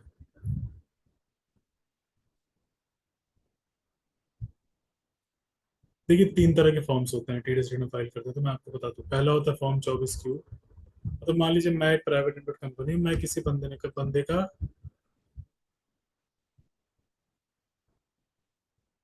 मान लीजिए मैं किसी बंदे का टीडीएस काट रहा हूँ। मैं प्राइवेट लिमिटेड, मैं मेरे पास सैलरी में 10 बंदे हैं। तो मैं उसको उसकी रिटर्न किस में फाइल करूंगा? फॉर्म 24Q में। फिर फॉर्म 27Q क्या होता है? सैलरी और इसके अलावा अगर कोई फॉरेन कंपनी का अगर कोई पेमेंट वगैरह हो रहा है तो मैं 27Q में डालूंगा। और अगर कोई प्रोफेशनल फीस है या कोई कॉन्ट्रैक्ट है, मतलब मान लो मैंने किसी से सर्विस वगैरह ली है, मैंने एसी रिपेयर करा दिया, वो कॉन्ट्रैक्ट में एलिजिबल हो गया। मैंने किसी की सर्विसेज ले लिया, मैंने रिपेयरिंग करा ली, मैंने कुछ कुछ भी मतलब कॉन्ट्रैक्ट, जैसे मैंने कुछ भी कर लिया, कॉन्ट्रैक्ट का काम करे, मैंने किसी की एएमसी वगैरह ये सारी चीजें ले रखी है, तो उसमें जो टीडीएस करता है वो 1% 2% करता है। वो मैं 26Q में फाइल करूंगा। तो तीन तरह के फॉर्म होते हैं। कौन कौन से होते हैं? 24Q सैलरी के लिए, 26Q होता है प्रोफेशनल फीस वगैरह के लिए, और इन दोनों के अलावा कोई अगर टीडीएस होगा तो वो होगा 27Q। अब साहब, तो मेन चीज जो हमें बचानी होती है किसी एक बिजनेस में, जो कि बहुत सारे बिजनेसमैन फेस करते हैं, पेनल्टी। सबसे इंपॉर्टेंट क्वेश्चन होता है पेनल्टी बचाना। पहले सुन लो पेनल्टी क्या क्या होती है। अगर आप टीडीएस रिटर्न लेट फाइल कर रहे हैं, a fee of ₹200 for every day would be charged for late furnishing the TDS return from the due date of furnishing of the statement till the date of furnishing of the statements। मतलब मान लीजिए, लेकिन उसका maximum cap क्या set किया गया है, वो मैं आपको बता दूंगा। मैक्सिमम कैप आपका सेट है 5,000 रुपये, कि 5,000 से ज्यादा आपकी पेनल्टी लगेगी। Say that you have deducted TDS of ₹5,000 on ₹13 May 2024 and you file the return for Q1 on 17 November instead of July 31 July। तो टोटल कितने दिन का डिले हो गया? 109 दिन का। इसका कैलकुलेशन कैसे होगा? 200 × 109 दिन मतलब 21,800। और क्योंकि आपका टीडीएस का अमाउंट जो है, आपके टीडीएस के अमाउंट से ज्यादा पेनल्टी नहीं हो सकता जिस, तो आपका टोटल टीडीएस का अमाउंट मान लीजिए 5,000 है, तो आपकी लेट फाइलिंग फीस कितनी होगी? 5,000 रुपये। बड़ी कंपनीज के लिए 5,000 रुपये कुछ भी नहीं होता होगा, लेकिन छोटी कंपनीज के लिए 5,000 रुपये बहुत होता है। तो Udyamita helpline is here to help you. अगर आप टीडीएस रिटर्न वगैरह फाइल करवाना चाहते हैं, आपको कोई अगर कंसल्टेंसी चाहिए टीडीएस रिटर्न वगैरह के लिए, टीडीएस काट रहे हैं, कोई आपके क्वेश्चनर है, तो you just surely contact our team. मैं स्लाइड के लास्ट में टीममेट्स का नंबर दे दूंगा, आप उसको कांटेक्ट कर सकते हैं। पेनल्टी बचानी है, मेन मोटो हमारा होना चाहिए कि हमारी कोई पेनल्टी होनी चाहिए। तो देखिए, 31 मई तक का हमारे पास टाइम है, और 30 अप्रैल तक हमें टीडीएस पे करना। तो आपने कोई अगर टीडीएस वगैरह काट रखा है मार्च का, तो आप टीडीएस श्योरली पे कर दीजिए, और प्लीज सारे डिटेल्स कंपाइल कर लीजिए ताकि 31 मई तक आप उसका रिटर्न फाइल कर दें। अन्यथा जितना आपका टोटल टीडीएस का अमाउंट है, एक तो आपका बेसिक है कि 200 रुपये पर दिन आपका पेनल्टी लगेगा, लेकिन अगर वो भी आप, चलो वो अगर कम पड़ रहा है, वो अगर आप क्रॉस कर जाते हैं, तो जितना आपने टीडीएस, मतलब मान लो 50,000 का टीडीएस है और आपकी पेनल्टी बन रही है 80,000, तो आपको 50,000 की पेनल्टी पे करनी पड़ेगी। 50,000 कम नहीं होती है, एक बंदे की सैलरी होती है 50,000। तो ये चीज थोड़ा ध्यान रखना है, कंप्लायंसेस बहुत जरूरी होते हैं। फिर आता penalty of filing TDS and TDS return, फिर एक है यही है।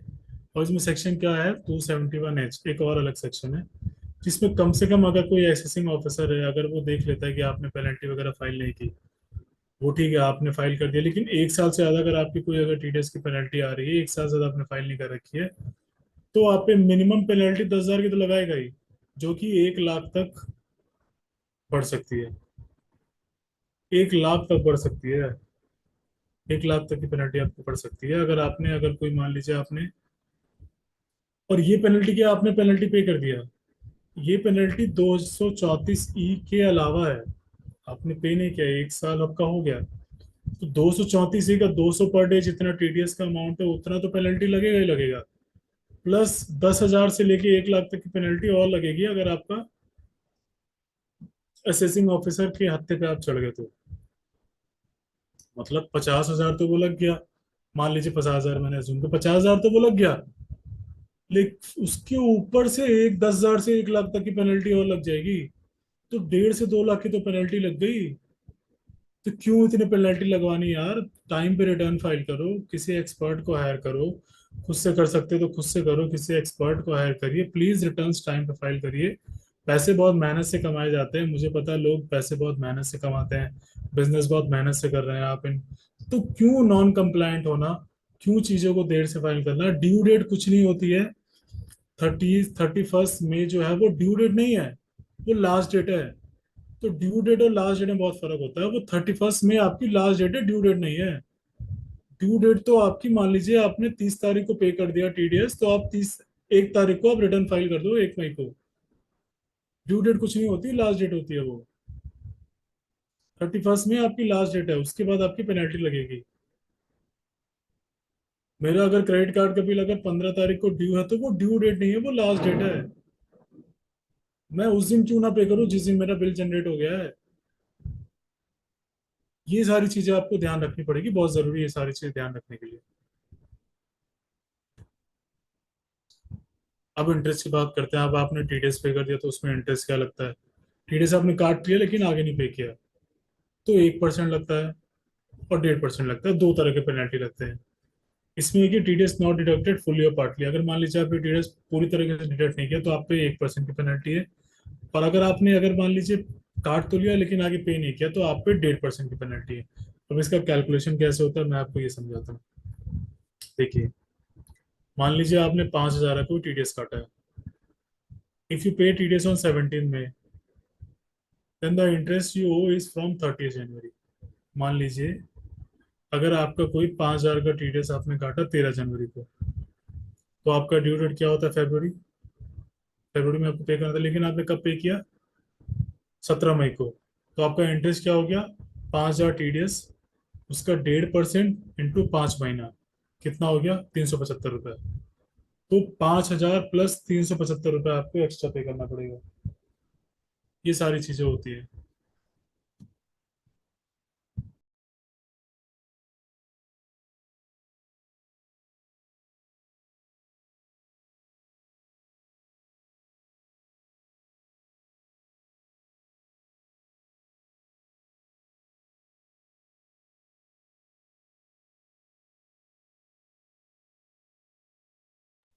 Sorry for disturbance. तो ये थी पेनल्टी हमारी, मतलब आपकी आवाज 1.5। हेलो, आवाज आ रही है? ये सारी है। हाँ ठीक है, सॉरी। तो ये थी पेनल्टी का अमाउंट। मतलब मान लीजिए, मैं फिर से रिपीट करता हूँ, आपने मान लीजिए अगर 5,000 का आपको कोई आपने टीडीएस पे करना था, आपने 13 तारीख को उसको काटा, तो आपकी ड्यू डेट क्या हो गई? 7 तारीख पे करने की, फरवरी में। आप पे नहीं कर पाए, तो 5,000 का 1.5% इंटू 5 महीना, मतलब 375 रुपये आपको एक्स्ट्रा पे करना पड़ जाएगा। तो क्यों 375 एक्स्ट्रा पे करना? 5,000 आपने काटा है, ये 5,000 आपका पैसा तो नहीं है, 5,000 तो उसका पैसा जिसको आपने पेमेंट काट के दिया है। तो उसके पैसे को आप क्यों नहीं गवर्नमेंट को पे कर रहे हो? आप उसका पैसा आप अपने पास क्यों रख रहे हो? रखने का आपको नुकसान हो गया, 375 रुपये दिन का आपका टैक्स पड़ गया। अब महीना मतलब ये नहीं कि पूरा 1 महीना पार हो गया। आप एक दिन भी अगर लेट होते हैं तो आपको पूरे 1 महीने का इंटरेस्ट लग जाता है, ये चीज आप ध्यान रखना। तो ये होता है लेट डिपॉजिट ऑफ टीडीएस पे इंटरेस्ट। मतलब वहां तो हमने अलग से पे कर दिया, वो तो ठीक था ही। वो हमने अलग पे कर दिया, रिटर्न लेट फाइल करने का, टीडीएस ना सबमिट करने का वो अलग रिटर्न फाइल कर लिया, पे अलग एक पेनल्टी पे कर दी। तो क्यों इतना पेनल्टी पे करना? टाइमली पे करिए, सब कुछ टाइमली करिए, कंप्लायंट रहिए, तभी आपका बिजनेस बहुत अच्छे से चल सकेगा। अब मैं बात करता हूँ, मैंने सारे बात कर लिया, अब मैं बात करता हूँ, मैं बेसिक थॉरली मैं आपको एक बार समझा देता हूँ कि टीडीएस रेट्स क्या होते हैं। ये कुछ रेट्स हैं, सैलरी में अगर है तो सैलरी स्लैब रेट के हिसाब से। डिविडेंड वगैरह है तो 10% कटता है आपका। कोई अगर आप सिक्योरिटी वगैरह अगर ले रखा है आपने, तो उसमें 10% का आपका कटता है। अगर आप कोई कॉन्ट्रैक्टर वगैरह से काम कर रहे हैं, अगर आप प्राइवेट लिमिटेड कंपनी है तो 2%, अगर नॉन प्राइवेट है तो 1% है। ये कुछ है। अगर आप कोई लाइफ इंश्योरेंस पॉलिसी है तो उस पर पॉलिसी पे 5% का टीडीएस करता है। अगर कोई कमीशन वगैरह आपको मिल रहा है तो उस पर 5% करता है। कोई लैंड बिल्डिंग का रेंट वगैरह है तो उसका 10% करता है। कोई प्लांट एंड मशीनरी है तो उस पर 2% है। तो सेट कर दिया गया है 2,40,000। अगर कोई, अगर आप कोई प्रोफेशनल वगैरह हायर किया तो सिंगल पेमेंट अगर आपका 30,000 तक है तो आपको हर 30,000 पे 10% पे करना पड़ेगा। अगर कोई टेक्निकल सर्विस वगैरह है तो उसका वही है, 2% आपको देना पड़ेगा। तो ये कुछ कई सारे सेक्शन है, जिस सेक्शन के तहत जो मैंने आपसे बात किया था, इन सेक्शन के तहत अगर आप पेमेंट कर रहे हैं, आप टीडीएस के, आप ऑनलाइन गूगल पे जाएंगे, आप सर्च करेंगे टीडीएस रेट चार्ट, तो आपको वहां पे जरूर मिल जाएगा कि टीडीएस रेट चार्ट कौन कौन से सेक्शन के अकॉर्डिंग। आप आराम से उसको पढ़िए, थॉरोली व्यू करिए, आपको पता चल जाएगा कि किस सेक्शन के अकॉर्डिंग आपको क्या टीडीएस पे करना है। अब वो टीडीएस टाइमली पे करिए, उस टीडीएस का फिर रिटर्न फाइल करिए, कोई पेनल्टी नहीं होगा आपका। इजीली आप अब थॉरोली अपना बिजनेस कर सकते हैं। फिर से हम लोग चलते हैं स्लाइड में अपने। रेट चार्ट मैंने बता दिया। अब हम बात करते हैं जीएसटी रिटर्न्स की। We are running short of time, मैं थोड़ा सा इसको जल्दी लेके चलता हूँ। जीएसटी रिटर्न सबको पता है, अगर आप कोई सेल परचेज कर रहे हैं तो आपको जीएसटी रिटर्न फाइल करना होता है। अगर आप मान लीजिए आपका 20 लाख तक का इनकम है, तो आपके लिए जीएसटी लेने एलिजिबल है, लेकिन जीएसटी लेने के लिए आप एलिजिबल है, लेकिन एक बात सुनिए। मान लीजिए आप 20 लाख तक एलिजिबल है, ठीक है, एलिजिबल है, 20 लाख तक आप नहीं पहुंचे, लेकिन आपके पास जीएसटी चली नहीं आया, लेकिन आप सामान खरीदेंगे, जो आपने परचेज किया उसमें आपने जीएसटी पे किया, तो उस पे जो आपने टैक्स पे किया, आप उसका क्रेडिट नहीं ले सकते हैं। तो उसके लिए मेरा एडवाइस है कि आप जीएसटी ले लें, भले ही आप एलिजिबल हो चाहे ना हो। जीएसटी फाइल करने के लिए कोई बहुत ज्यादा कॉम्प्लिकेटेड नहीं होता, आप नील रिटर्न खुद से ही फाइल कर सकते हैं। हाँ ठीक है, अगर आपको बहुत सारा इनकम हो गया तो आप किसी कंसल्टेंट या किसी अपने अकाउंटेंट को हायर कर सकते हैं रिटर्न फाइल करने के लिए। बाकी जीएसटी रिटर्न फाइल करना बहुत कोई कॉम्प्लिकेटेड नहीं है। वो कभी एक वेबिनार में जरूर रखूंगा जिसमें मैं आपको प्रोसेस समझाऊंगा कि जीएसटी रिटर्न वगैरह कैसे फाइल करते हैं, जीएसटी रजिस्ट्रेशन कैसे करते हैं। तो ये सारी चीजें होती है जीएसटी रिटर्न में। अब जीएसटी रिटर्न भी बहुत सारे तरीके, कुल 13 तरह की जीएसटी रिटर्न होती है। GSTR 103 भी है, GSTR 4 है, GSTR 5 है, 5A है, GSTR 6 है, 7 है, 8 है, 9 है, 10 है, 11 है, CMP 8 है, ITC 4 है। ये कुछ 10-12 तरीके की जीएसटी रिटर्न हैं जो आपको फाइल करनी होती है। ये सारी चीजें सब पे एप्लीकेबल नहीं होती। जैसे मैं बेसिक एक बताऊं, अगर मान लीजिए आपका इनकम 1.5 करोड़ तक ही है, तो आपको क्वार्टरली रिटर्न फाइल करनी होगी। वो भी मैं आपको दिखाता हूँ। चलिए मैं सारी चीजें आपको दिखा देता हूँ, जल्दी हम लोग इसको खत्म करते हैं। GSTR 1 क्या होता है? Detail of outward supplies for taxable services affected. दो तरीके की फ्रीक्वेंसी होती है, आप इसको क्वार्टरली भी फाइल कर सकते हैं और मंथली भी फाइल कर सकते हैं। अगर आप थ्रेशोल्ड लिमिट जो 1.5 करोड़ का उसके अंदर है तो आप क्वार्टरली फाइल करिए। अगर आप थ्रेशोल्ड से ज्यादा हैं तो आप उसको मंथली फाइल करिए। अगर आप क्वार्टरली फाइल कर रहे हैं तो सक्सीडिंग, मतलब जिस महीने आपने परचेज किया उसका अगला मंथ का 13 तारीख आपका लास्ट डेट होगा। और अगर आप क्वार्टरली फाइल, अगर आप मंथली फाइल करें तो आपका डेट क्या होगा? 11 तारीख है। उसी तरीके GSTR 3 भी क्या होती है? GSTR 3 भी क्या होती है? ड्यूरिंग द मंथ आपने जितना भी सेल किया है, मतलब और जितना सेल किया और जितना परचेज किया, उन दोनों का एक समरी जाता है। सॉरी, उन दोनों की एक समरी जाती है, मतलब कितना आपने पे किया, आपका आउटपुट टैक्स कितना हुआ और आपका इनपुट टैक्स कितना हुआ, उसकी एक समरी करके सेट ऑफ करके एक पेमेंट होता है। मतलब टैक्स पे करने के लिए जो रिटर्न जाती है उसको हम GSTR 3 भी करते हैं। अगर आप मंथली फाइल कर रहे हैं तो उसकी डेट होती है 20 तारीख, 20 तारीख तक आपको पे करना है। अगर आप क्वार्टरली फाइल कर रहे हैं तो 22 तारीख। पर कुछ और स्टेट्स जैसे चंडीगढ़ है, छत्तीसगढ़ है, ये कुछ स्टेट्स हैं, वहां पे आपको वहां पे आपको वो जैसे ये स्टेट्स है, छत्तीसगढ़ है, मध्य प्रदेश है, गुजरात है, महाराष्ट्र है, कर्नाटका है, केरला है, तमिलनाडु है, तेलंगाना है, आंध्र प्रदेश है, यहाँ पे आपको वो 24 तारीख तक फाइल करना होता है।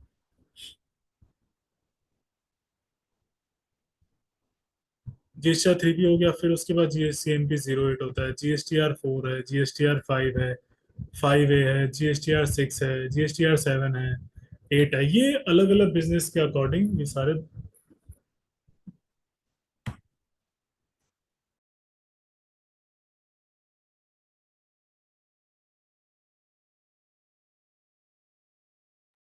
हेलो।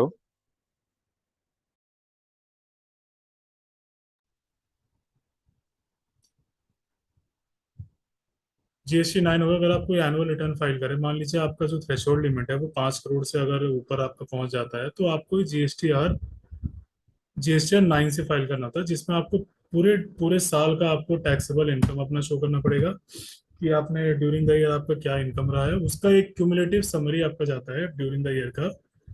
जैसे मान लीजिए मैंने GSTR 3 भी हर मंथ फाइल किया, मैं हर मंथ GSTR 1 3 भी फाइल कर रहा हूँ, तो पूरे साल का एक रिकन्सिलेशन स्टेटमेंट होता है। जैसे हम बैंक रिकनसाइल करते हैं ना, वैसे हम जीएसटी रिटर्न भी रिकंसाइल करेंगे पूरे ड्यूरिंग द ईयर कि हमारा जीएसटी कितना हमने पे किया, कितना हमारा टैक्स क्रेडिट रहा, कितना हमारा आउटपुट रहा, कितना इनपुट रहा, ये सारा का रिकंसिलेशन GSTR 9C में जाता है। तो ये कुछ रिटर्न्स हैं। आ, मैं आपको जरूर इस सारे रिटर्न्स के बारे में जीएसटी पे एक स्पेसिफिक मैं वेबिनार रखूँ, क्योंकि बहुत सारे रिटर्न्स है, मैं इसको अगर आज कवर करूंगा तो मैं इस वेबिनार को खत्म नहीं कर पाऊंगा। तो हम लोग नेक्स्ट स्लाइड में चलते हैं।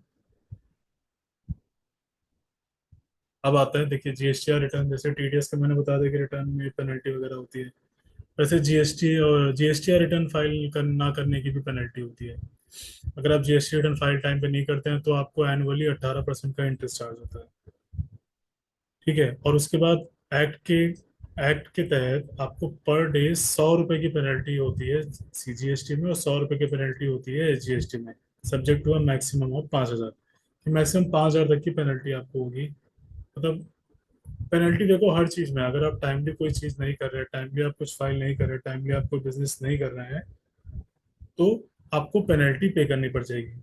100 रुपये पर डे की पेनल्टी, मतलब आपको सोचो कि अगर आपको, और वो भी होता है 100 रुपये की पर डे की पेनल्टी तो है, और सर्टेन डेट मतलब 4 से 5 या 10 दिन आप लेट होते तो आपका जीएसटी रजिस्ट्रेशन सस्पेंड कर देता है गवर्नमेंट। जीएसटी डिपार्टमेंट आपका जीएसटी रजिस्ट्रेशन ही सस्पेंड कर देगा। तो ना आप इनपुट ले पाएंगे, ना आप कोई बिजनेस कर सकते हैं। तो उससे अच्छा क्यों डिले करना। पर डे की पेनल्टी भी आप पे कर रहे हैं 100 रुपये पर डे की, आपका जीएसटी रजिस्ट्रेशन भी सस्पेंड हो गया।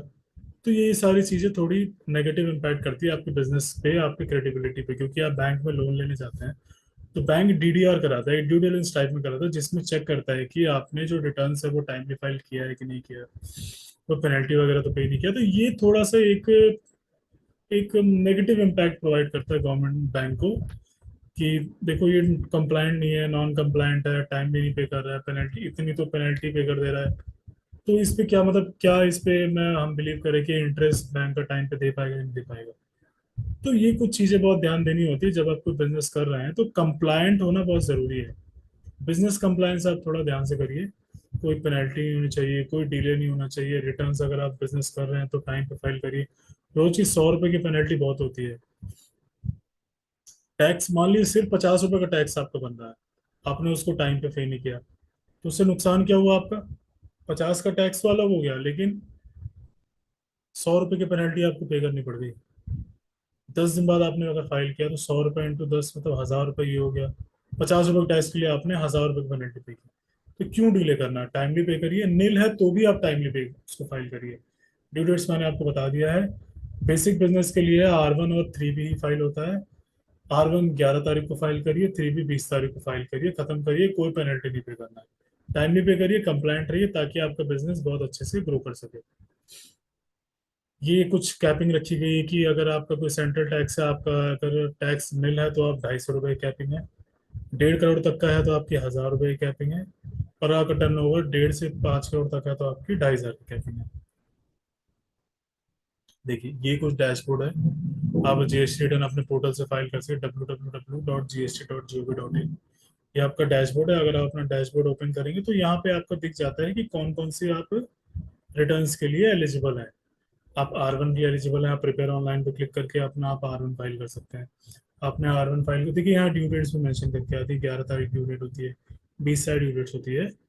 तो अभी भी अगर जैसे मान लीजिए R1 की डेट तो देखो सर निकल गई है, 3B की डेट आने वाली है 20 तारीख। जिन लोगों ने फाइल नहीं किया है वो प्लीज आज ही फाइल कर दें, ताकि कोई आप पे पेनल्टी ना आए, आपका बिजनेस स्मूथली चल सके, आपको कोई भी इशू ना हो। अब हम चलते हैं next, company compliances under the companies act 2013।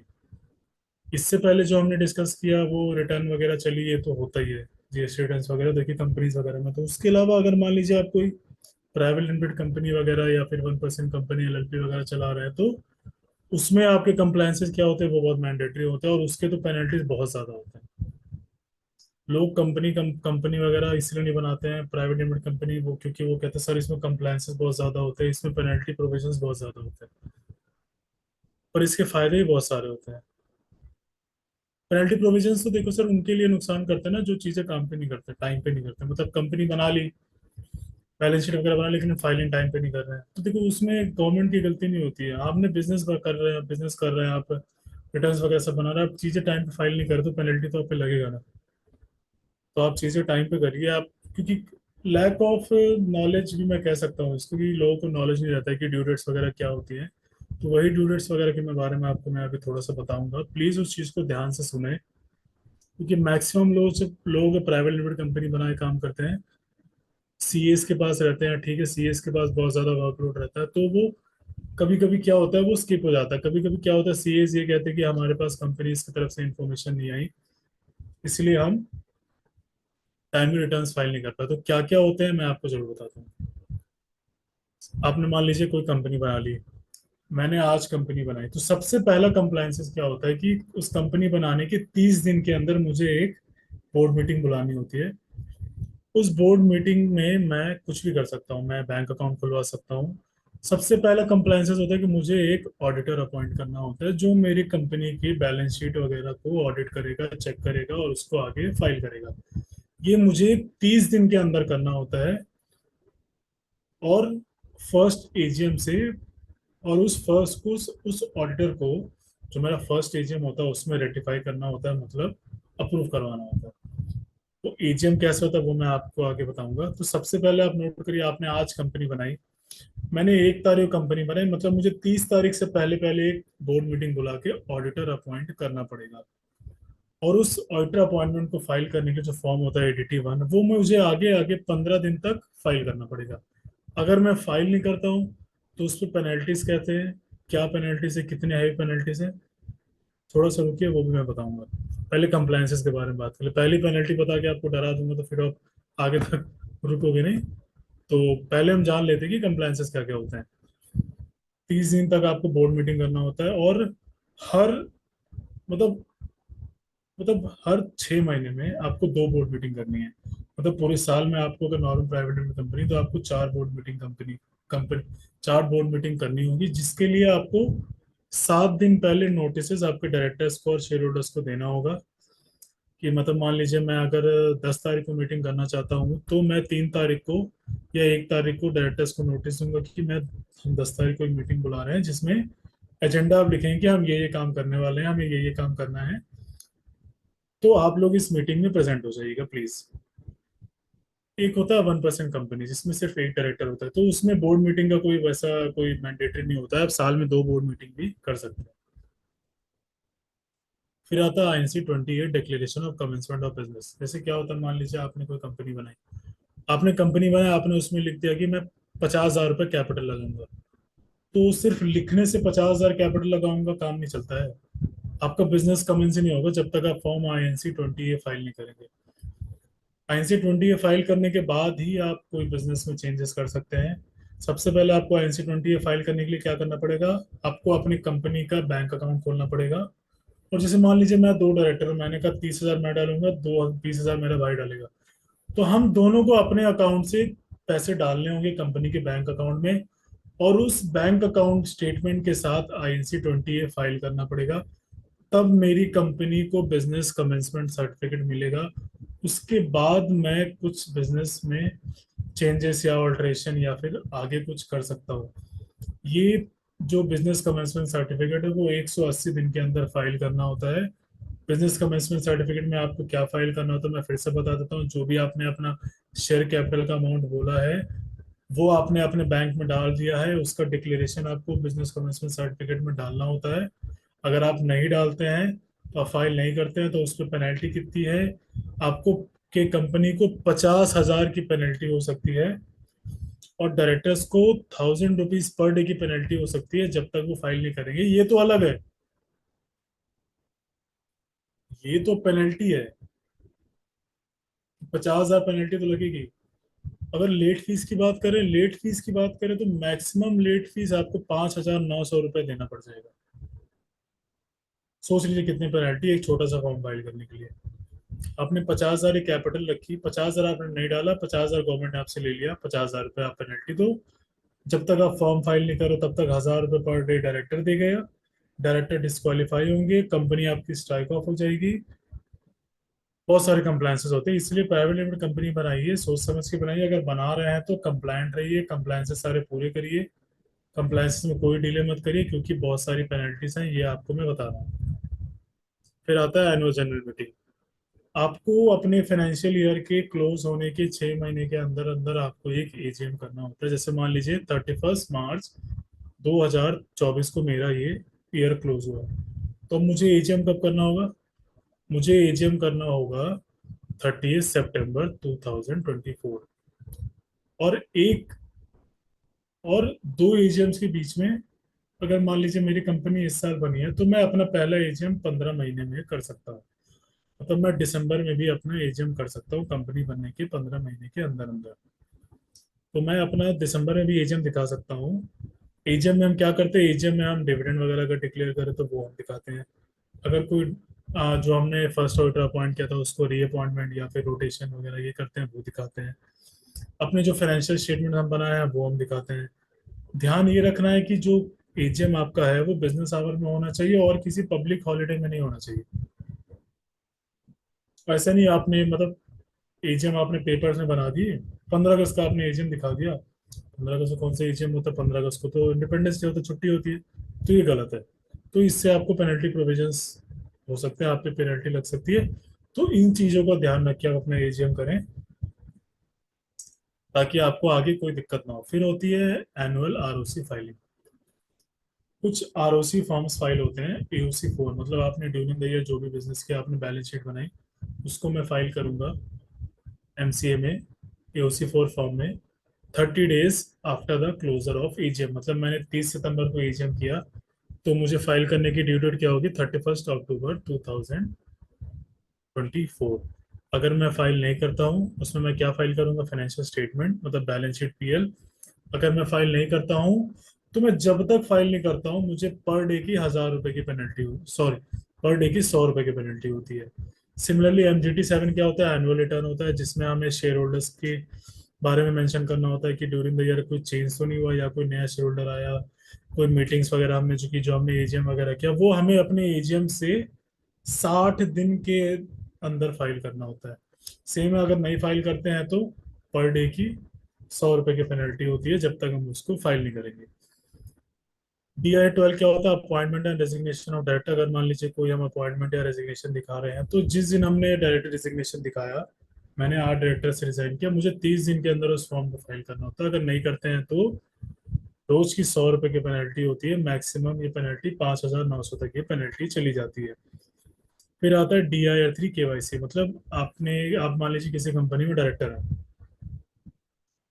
जैसे मान लीजिए इस साल मैं डायरेक्टर बना, मैं पहली बार डायरेक्टर बना, मेरे पास डिन नंबर आया, तो मुझे अगले साल के 31 मार्च के बाद मुझे एक डिन नंबर के लिए केवाईसी फॉर्म फाइल करना पड़ेगा 30 सितंबर तक। मान लीजिए 31 मार्च, मतलब मान लीजिए आज से लेकर 31 मार्च तक मुझे कोई डिन नंबर मिला, तो उस साल के 30 सितंबर, मतलब 30 सितंबर 2000, अभी 31 मार्च तक किसी को जो भी डिन नंबर मिला था, वो 30 सितंबर तक डिन केवाईसी फॉर्म फाइल करेगा। अगर वो फाइल नहीं करता है तो उस पर सीधी सीधी पेनल्टी पड़ती है 5,000 एक साल के लिए। जितने साल वो डिले करेगा हर साल की 5,000 पेनल्टी जाएगी, और उसका डिन डिस्क्वालीफाई हो जाएगा, डिन डीएक्टिवेट हो जाएगा, जिसकी वजह से वो कंपनी भी डीएक्टिवेट हो सकती है और स्ट्राइक ऑफ हो सकती है। तो ये सारी पेनल्टीज है अगर आप एनुअल आरओसी फाइलिंग्स नहीं करते हैं। फिर DPT 3 फॉर्म होता है, अगर आपने किसी बोरोवर, किसी से बोरोइंग्स वगैरह, किसी कस्टमर से या किसी बैंक से लोन ले रखा है, तो आपको उसका रिटर्न और डिपॉजिट्स फाइल करना होता है। आपको स्टैट्यूटरी रजिस्टर्स वगैरह, बुक्स ऑफ अकाउंट्स वगैरह मेंटेन करने होते हैं। अब मैं बात करता हूँ, और फिर कुछ इवेंट बेस्ड कंप्लायंसेस होते हैं। मतलब ड्यूरिंग द ईयर एमसीए बहुत सारे कंप्लायंसेस लाते रहता है, तो वो आप ड्यूरिंग द ईयर आप कंप्लायंसेस करते, जो भी आप चेंज करें उसके अकॉर्डिंग आप फॉर्म फाइल करते हैं ना। आप शेयर होल्डर बढ़ा रहे हैं, शेयर होल्डिंग आप दे रहे हैं, शेयर होल्डिंग कम हो रही है, बढ़ रही है, डायरेक्टर आ रहा है, जा रहा है, तो उसके अकॉर्डिंग आप अपना रिटर्न फाइल करिए। अगर कोई डिले होता है तो उसके अकॉर्डिंगली उसकी पेनल्टीज होती है। अब मैंने बात किया था ADT 1 की पेनल्टीज। अगर मान लीजिए आप ADT 1 30 दिन के अंदर फाइल नहीं करते हैं, तो आपको 2 times of normal fees file करना पड़ेगा। मतलब मान लीजिए अगर आपकी नॉर्मल फीस 300 है तो आपको पेनल्टी पड़ जाएगी 600 रुपए की। अगर 60 दिन तक डिले है तो 1200 की, 90 दिन तक है तो 2400 की, अगर 180 दिन तक है तो उसका 10 गुना, और अगर 180 दिन से ऊपर है तो 12 गुना। ये पेनल्टीज होती है। देख लीजिए कितनी सारी पेनल्टीज। अगर आप चीजें टाइम पे नहीं कर रहे हैं, आप कंप्लाइंट नहीं है, तो आपको इतने नुकसान हो रहे हैं, इतने पेनल्टीज आपको पे करनी पड़ रही हैं।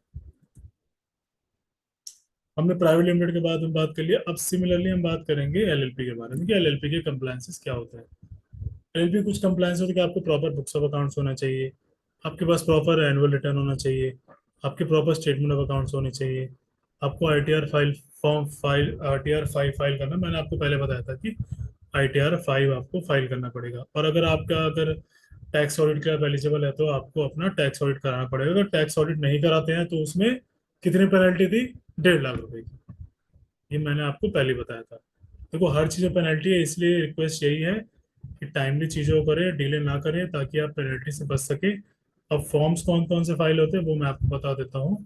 एलएलपी फॉर्म 11, एलएलपी फॉर्म 11 क्या होता है, एनुअल रिटर्न, जिसमें हम क्या क्या मेंशन करते हैं, हम अपने कंपनी के बारे में जो भी हमारे चेंजेस हुए हैं, कोई पार्टनर अगर ऐड हुआ है, या फिर कोई अगर नया पैसा आया है, कोई कंट्रीब्यूशन आया है, या फिर कोई बिजनेस, कोई पार्टनर है, मतलब पार्टनर में कोई चेंज वगैरह हुआ है या कोई बिजनेस में चेंज हुआ है, तो वो हम एलएलपी फॉर्म 11 में फाइल करते हैं। उसकी डेडलाइन क्या होती है, हर साल के मई 30 तक, मतलब ईयर एंडिंग के 60 दिन के अंदर अंदर। तो 31 मार्च को मेरा साल क्लोज हुआ, तो मुझे मई 30 तक वो कंप्लायंस करने होंगे। अगर वो कंप्लायंस में नहीं करता हूँ तो मुझे पर डे 100 रुपए की पेनल्टी है, जब तक मैं वो फाइल नहीं करूंगा। फिर नेक्स्ट मेरा आता है, पेनल्टी मैंने आपको बता दिया 100 रुपये पर डेज की है, और वो ड्यूरेशन तब तक है जब तक आप उसको फाइल नहीं करेंगे। फिर आता है फॉर्म 8। फॉर्म 8 में क्या होता है, मैं स्टेटमेंट ऑफ अकाउंट्स अपना फाइल करता हूँ, अकाउंटिंग ऑफ इंसॉल्वेंसी, मतलब मेरा बैलेंस शीट, पीएल, प्रॉफिट, मतलब एक्सपेंसेस, खर्चा वगैरह ये सब फाइल करेंगे। जैसे हम एयूसी 4 में फाइल करते हैं, वैसे हम इसका एलएलपी के लिए फॉर्म 8 होता है। दो पार्ट होते हैं उसमें, हमें स्टेटमेंट ऑफ एक्सपेंडिचर और इनकम डालना होता है, और एक हमें बैलेंस शीट डालना होता है। अगर हम टाइम में फाइल कर देते तो ठीक है। ड्यू डेट क्या होती है, 30 दिन from the conclusion of 6 months of the financial year, मतलब 30 सितंबर को हमारा, से मान लीजिए मेरा फाइनेंशियल ईयर कब क्लोज हुआ, मार्च 31 को, उसका 6 महीना मतलब 30 सितंबर, उसका 30 दिन मतलब 31 अक्टूबर। 31 अक्टूबर तक मुझे ये फाइल करना है। तो अगर आप लोगों में से कोई एलएलपी चला रहा है तो 31 अक्टूबर तक ये फॉर्म अपना जरूर फाइल करते हैं। अगर आप फाइल नहीं करते हैं तो पेनल्टी क्या है आपकी, 100 रुपये पर डे। जब तक आप फाइल नहीं करेंगे, 1 साल तक आप फाइल नहीं करेंगे, तो 100 रुपये पर डे मतलब 360 दिन, मतलब 36,000 रुपये की पेनल्टी है। जितना कमाया नहीं उतना हमने पेनल्टी में गुजार दिया। तो ये चीज़ों को ध्यान रखें, पेनल्टी से बचें, कंप्लायंट रहें, टाइमली चीज़ें करें। सारे कंप्लायंस के बारे में मैंने बता दिए। उसके बाद कुछ छोटे मोटे कंप्लायंसेस हैं, ऑडिट वगैरह आपको करवाना है वो मैंने बता दिया। फिर 40 लाख तक आपका टर्नओवर है तो आपको ऑडिट करवाना है, 25 लाख तक है तो नहीं करवाना है। अगर आपने नहीं करवाया तो आपको 1.5 लाख तक की पेनल्टी पे करनी कर सकती है। फिर उसके बाद कुछ छोटे मोटे आते हैं, अगर आप ईएसआईसी वगैरह आप चल रहे हैं, ईपीएफ वगैरह कर रहे हैं, तो ईएसआईसी में है तो आपको, ईएसआईसी क्या होता है, मान लीजिए आपके 10 से 15, 20 20 एम्प्लॉयज तक है, तो आपको उसके उनके इंश्योरेंस वगैरह काट के आगे गवर्नमेंट को पे करना होता है। तो जो भी आप काटते हो अगले महीने की 15 तारीख तक आपको उसको पे करना होता है। फिर आपको उसकी रिटर्न्स फाइल करनी होती है। उसी तरीके से अगर आपका ईपीएफ है तो ईपीएफ भी अगर आप उसको काट रहे हैं तो 15 तारीख तक आपको पे करना है, और उसको अगले महीने की 30 तारीख तक वो रिटर्न फाइल करना होता है। ये कुछ बेसिक कंप्लायंसेस होते हैं जो हमें हर बेसिक बिजनेस में करने होते हैं। अब मैं आपको बताऊंगा कुछ टिप्स बिजनेस कंप्लायंसेस के लिए। ये बहुत इंपॉर्टेंट है, ये मैंने अपने हिसाब से सोच समझ के मैंने टिप्स बनाए कि जो भी टैक्स लॉज हैं, जो भी कंप्लायंस है, मतलब जो भी गवर्नमेंट के लॉज हैं, जैसे एमसी है, मिनिस्टर ऑफ कॉर्पोरेट अफेयर्स के, अगर कंपनी बना रहे हैं तो उसके लॉज है, तो उसके हिसाब उसमें आप अपडेटेड रहिए, मतलब अपडेटेड रहिए। वो आते रहते हैं, मतलब अमेंडमेंट्स आते रहते हैं कि, मतलब थोड़ा सा अपने आप को रिफाइन करें। अगर आप बिजनेस कर रहे हैं तो आप प्लीज उस बिजनेस के लॉ के बारे में जरूर जानिए कि उसको अगर मैं नहीं करता हूँ तो मुझे नॉन कंप्लायंट होने के क्या नुकसान है। Proper books of account maintain करके चलिए। ऐसा नहीं कि मतलब बिजनेस किए जा रहे हैं, नोट छापे जा रहे हैं, कोई बुक्स ऑफ अकाउंट नहीं है। बुक्स ऑफ अकाउंट नहीं होगा तो आप कंप्लायंट नहीं हो सकते हैं। आईटीआर भी टाइम पे फाइल नहीं कर पाएंगे, मतलब पूरे साल आपने कुछ नहीं किया, आईटीआर की ड्यूटी आ गई, भाई साहब मेरा बुक्स ऑफ अकाउंट अपडेटेड ही नहीं है, अब मैं बुक्स ऑफ अकाउंट बैठ के अपडेट करूँ, मैं बंदे खोजूं कि कोई मेरा अकाउंट अपडेट कर दे, ऐसे नहीं होता है। हफ्ते हफ्ते बैठिए, महीने महीने बैठिए, अपने बुक्स ऑफ अकाउंट्स को अपडेट करके चलिए। आईटीआर वगैरह टाइम पे फाइल करिए। आप कोई डिडक्शन एग्जाम्पशन वगैरह ले रहे हैं तो उसकी प्रॉपर डॉक्यूमेंटेशन मेंटेन करके रहिए। जैसे मान लीजिए कोई आप लाइफ इंश्योरेंस का ले रहे हैं तो उसके बाद आपके पास प्रीमियम की रिसीट होनी चाहिए। हेल्थ इंश्योरेंस करे तो प्रीमियम की रिसीट होनी चाहिए। आपको कोई मेडिसिन के बिल है तो आपके पास उसकी रिसीट्स होनी चाहिए। अगर जरूरत पड़े तो कोई प्रोफेशनल असिस्टेंस आप ले सकते हैं, जैसे उद्यमिता helpline is a team of experts and professional जो ऐसे अपने मेंबर्स को और जो नए लोग हों उनको हेल्प करने के लिए हमेशा तत्पर है। आप चाहे तो आप हमारी टीम से कांटेक्ट कर सकते हैं। ईयर एंड हो चुका है, बहुत सारे कंप्लायंसेस होने हैं। आपको जरूर किसी एक एक्सपर्ट गाइडेंस की जरूरत है, आप मेरे से बात करिए, मेरा नंबर इसमें मेंशन है स्लाइड के लास्ट में। आप मेरी टीम से बात करिए, आप हमें मेल करिए। हम आपका हेल्प जरूर करेंगे आपके कंप्लायंसेस को पूरा करने में, विद नॉमिनल चार्जेस, विद मतलब इज ऑफ बिजनेस। आपका बिजनेस बहुत इजी हो जाएगा, आपका बिजनेस कंप्लायंसेस सारे हम कंप्लीट करेंगे टाइमली। मतलब हम आपको मतलब हमारा वेबिनार करने का मतलब ये नहीं है कि हम 3 घंटे आके बोल गए और हम 3 घंटे आके बोल गए मतलब हमारा काम खत्म हो गया, बस बोलना ही है, इनफ है। बोलना ही नहीं है। बोलने का मकसद ये होता है कि मतलब मेरा इस टाइम में वेबिनार करने का मकसद ये था कि देखो ये ईयर एंड हो गया, मैं इसको चाहता मैं 3 महीने बाद भी कर सकता था, तब इसका कोई मतलब नहीं था। जैसे आज से अब 10 दिन बीत गए, इस साल खत्म हुआ, अब कंप्लायंसेस आपके स्टार्ट हो गए। तो जो जो बेसिक कंप्लायंसेस होते हैं मैंने आपको समझा दिए। प्लीज आप इन चीजों को ध्यान रखिए, अपने आज ही जाए अपने बुक्स ऑफ अकाउंट्स वगैरह मेंटेन करें। आपके अगर सीए है तो आप उनसे हेल्प लें। अगर कोई एक्सपर्ट नहीं है तो आप प्लीज आप उस एक्सपर्ट से बात करें। नहीं है तो आप हमारी टीम से बात करें। मेघा शर्मा जी का हमारे एडवाइजर है, उनका नंबर मेंशन है, मेरा नंबर मेंशन है। मैं अगर डायरेक्टली बात नहीं कर रहा हूँ तो मेरी टीम से बात करिए। हम आपके कंप्लायंसेस में हेल्प करेंगे। कोई भी आपके क्वेश्चन आ रहा है हम उसको सॉल्व करेंगे। कोई भी गाइडेंस चाहिए आप बेफिक्र होकर मेरे से बात करिए, कोई दिक्कत नहीं है, मैं आपकी हेल्प करूंगा। यही मैं इस वेबिनार को क्लोज करता हूँ। अब मैं अपनी टीम को, जिस जिस बंदे को भी मेरे से कोई क्वेश्चन आंसर करना है प्लीज अपना हैंड रेज कर सकते हैं, ताकि हम लोग इस फ्लोर को क्वेश्चन आंसर के लिए ओपन कर सकते हैं। तो मेरी टीम से यही गुजारिश है, अगर कोई क्वेश्चन आंसर के लिए अगर आना चाहे तो प्लीज आप उनको माइक अनम्यूट करें ताकि मैं उनसे बात कर सकूं, उनके क्वेश्चंस का आंसर दे सकूं। कोई है जो मुझसे अगर कोई क्वेश्चन पूछना चाहता है तो प्लीज रेज हैंड करके मेरे पास मेरे सामने आगे क्वेश्चन पूछ सकता है। मेरी टीम आपको अनम्यूट कर देगी ताकि मैं आपके क्वेश्चंस का आंसर दे सकूं। आपके स्क्रीन पे रेज हैंड का ऑप्शन होगा, आप रेज हैंड करके क्वेश्चंस कर सकते हैं। अंकित पाई जी को प्लीज अनम्यूट करिएगा, कार्ति जी।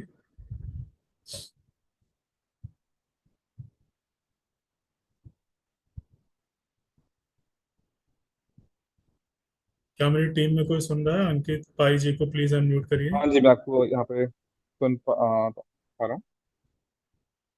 अंकित पाई जी ने रेज हैंड कर रखा, प्लीज उनको अनम्यूट करिए। क्या क्वेश्चंस है उनके, मैं पूछूंगा। Please wait sir. हाँ जी अंकित जी बताइए। अंकित जी अनम्यूट नहीं है। डन। नहीं अंकित जी अभी अनम्यूट नहीं हुआ है।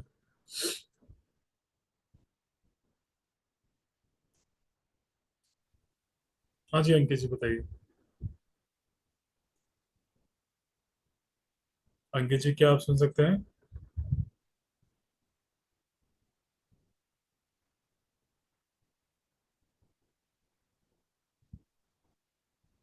अंकित जी का क्वेश्चन है dormant company and period formality. Sir मैं ये समझ नहीं पाया, प्लीज अगर आप बोल के बता दें तो मेरे लिए ज्यादा क्लियर होगा आपको इस आंसर क्वेश्चन का आंसर देने का।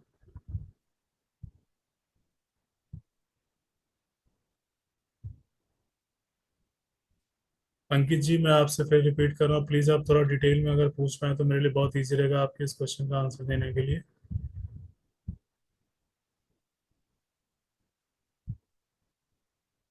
क्या और कोई पार्टिसिपेंट मेरे से कोई क्वेश्चन पूछना चाहता है प्लीज? हाँ रमन मूर्ति जी को could you please unmute him. Hi, Vikram. Hi sir, hi. Yeah, this is Ramnamurthy here. Actually, hi I'm sir. I'm a retired senior banker. I have okay, one personal question. Please. I have been filing income tax return for my NRI brother who is based in USA. Till 2 years back, whatever TDS was detected on the interest on savings account and fixed deposits as well as the dividend, etc., we used to get a refund because his income is less than the exempted income. If any tax is there, we pay. But in the last 2 years, the TDS was deducted is not getting refunded. It's gone forever. Why it is मतलब I think there might be some error. You have given your PAN number correctly, because if it have been received in previous years and but now you are not receiving, So might be the issue to the government, which the organization which is not which is deducting the TDS might be not filing the return. मतलब No, if basically this is generally even I paid. I also receive a lot of dividends. TDS is deducted. The TDS is reflected in the AS report as well as the 26A. Here also is reflected. But when you file a return, generally purpose of filing return is to get the tax refund back. But last 2 years, tax refund is not coming. Only assessment order is coming. no, that I want to say. मतलब when you file the return, so could you please मतलब when you file the return, there's an option of a tax already paid. So do you check that the tax already paid, the TDS is displaying there or not? Yeah, it is reflected in the system. These are self-explanatory. Otherwise, return can't get uploaded.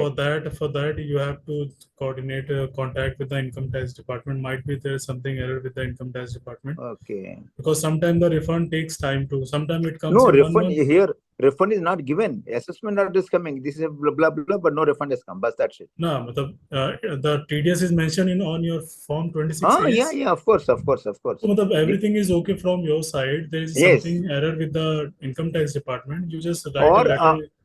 Or some other reason what I'm expecting, because this people based NRIs based in USA, Canada, they're facing a lot of problems from income tax department. They're harassing like anything.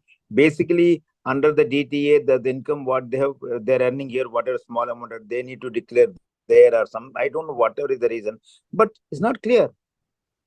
It's called TCS, tax collection at source, not that TDS. collects that is tax collected at source.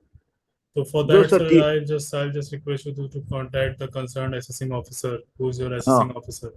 Okay. The best solution they can only provide, because if there was something error with the filing of return, the TDS was deducted, but it was now showing in your AIS and the 26 As. It is reflected. It is reflected. Then it is an error on the side of the income tax department. Whether it is being done deliberately or whatever, I cannot comment on that. Okay. You just contact your concerned assessing officer. No, this is the reason why I'm saying the income tax department, for a small assessors, they're creating a lot of problems. They are talking. That is what I'm saying. Now, might be they are doing this thing deliberately, to. NRI means okay, they don't care. So that's something.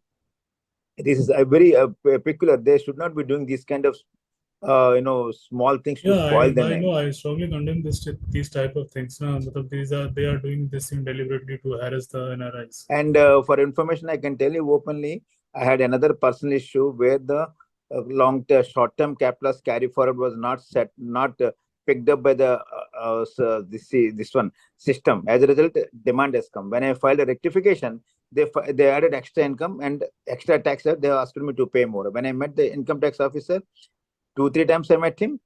They might have asked him to pay something extra. Yeah, I'm coming to that. I'm coming to that. You know what, sir? I am facing these type of things. In the month of March, I met him 2-3 times. Sir, abhi one officer agreed, but he has been transferred. Another idiot has come.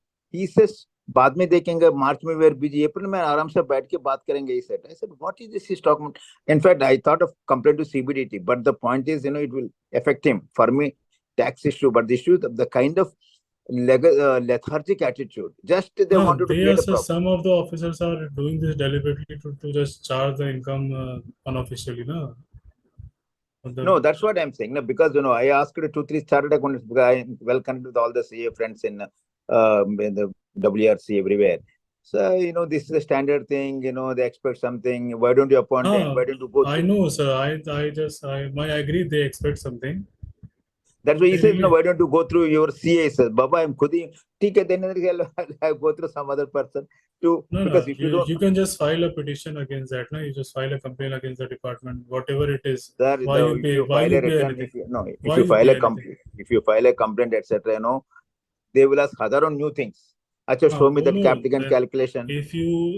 That I know, if you file any application, then they will dig out the other things also. Exactly. Who has got time? You tell me. So there's only solution that you sit and talk to them, and whatever they say. That is only the solution. I'm just asking you. Yeah, it's in the public domain. I don't want to say these things. You might No, be no, no. understanding that. I feel like, is it good if I report to that, what is this called? The Modi talks about If PM you report the things will be coming out, but the previous things will be coming out. Then they will assess your file for the previous years also. Yeah, exactly. Yeah, No, yeah, they yeah. will be causing you more nuisance in your life. No, no. Sometimes I feel like, oh, PM आता है ना मन की बात के. If you have any issue, please tell us. We will take care. Will it help if we raise this kind of peculiar issues which are spoiling the name of the country? Sir, for such small officers, I don't think it will be working. Yeah, yeah, yeah. Anyway, the country is like this only. No, as far as the NRI base is concerned, I will also talk to another You expert. Let me just see what got is the to be done. expert, and there are some experts, NRI experts. You can just contact the income tax department, because if there was some issue with the TDS for the claim and anything, then I would have Last surely 2 years, helped you. 2 years return has come, assessment that has been No, completed, it no has refund been has come. lost. You will not lose. You will not lose that. It will surely Okay. come, and then it will come only in that way that you were already discussed. You have to sit with them. Then the refund will surely come. Sir, by Degato, they will, how these people, first of all, if you call this Mumbai BKC office, nobody picks up the phone. No, if you call the department, then nobody will be. You have to just visit the department. Visit the officer. That visit officer, he is like another, depending on the concerned person, he will ask you to come tomorrow, Visiting the office, next week. visiting the office will surely provide you the information, sir. For further talks, I'll surely provide you my number. We can talk on Okay, I call have got also your for that. number. I'll be in touch with you. Yeah, sure, sure. Let's have another questions. Yeah, yeah. Okay, Thank you. Thank you. Mr. Darshan Vagchore को please करिएगा.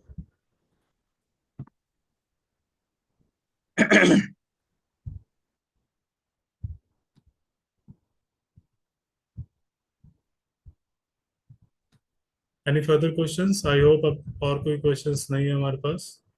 दर्शन वागचौरे जी को करिएगा. Sir, I think. Okay. So I have हाँ जी बताइए sir. regarding there is a mandate that we have to do the invoicing through a government website if your turnover crosses, I think, 5 CR or something like that. So that is e-invoicing. If you are crossing a certain limit, then you have to do the invoicing through the GST portal, GST invoicing. Okay, but then is it a mandate? Because I mean, So many it is mandatory if you are GST registered and your turnover is crossed. It is not 5 crore. I think it is 10 crore. If your turnover crosses 10 crore, then you have to do invoicing through GST invoicing if you are GST registered. It is mandatory. You cannot surpass that thing. Yeah, but the problem is, I mean, many clients, different clients. I mean, I'm not just talking of Indian clients outside India that we're working with. The pro forma of the invoice has a lot of content, which the GST invoice certificate will not have. So eventually I have to give 2 invoices. One is through the GST portal and other is through whatever the regular channels that we're creating through any application. So that you have to do because it is the part of the compliance. It is a rule made by the government. If your turnover crosses 10 crore, then you have to do GST invoicing. Okay. But to avoid the tax evasion that has been done. Yeah, okay. Another question I have, which is regarding this TDS payments, then GST payments, for example, especially for the month of March. Abhi March ka to March end ho gaya, we have done all our expenses. But the TDS which was deducted, we pay in the month of April. So that TDS goes as an expense for which fiscal year? Which will go for the last. No, TDS is not an expense, sir. Okay. TDS is a liability. Liability. Okay. It is not an expense. Okay. If you deduct TDS, if you are paying me certain amount, if you are paying me 10,000, and my 2,000 my TDS, so the 10,000 will be booked as an expense. Okay. And the whatever you are making me payment for certain amount, if I have raised a 10,000 bill, you have paid me 8,000. 8,000 will be deducted from your bank account. 10,000 will be your expense, and 2,000 will be your liability. Okay, got it. So okay, the it will be a liability. Okay. You have to book that liability that you will be paying it will be accounted as a current liability. Okay. It will not be an expense. It is not an expense. Thank you.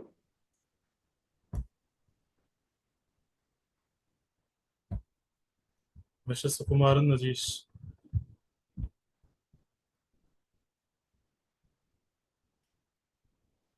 Any further questions, please? Mr. Sukumaran Najeesh. Suksham ji. I think he's offline. I think they're all done. Thank you so much everyone for attending the webinar. I hope मैंने आपके सारे questions का ठीक से answer दिया हो. Sukumaran ji is available now again. Could you please try if we can connect to him or? Hello, Sukumaran ji, please बताइए.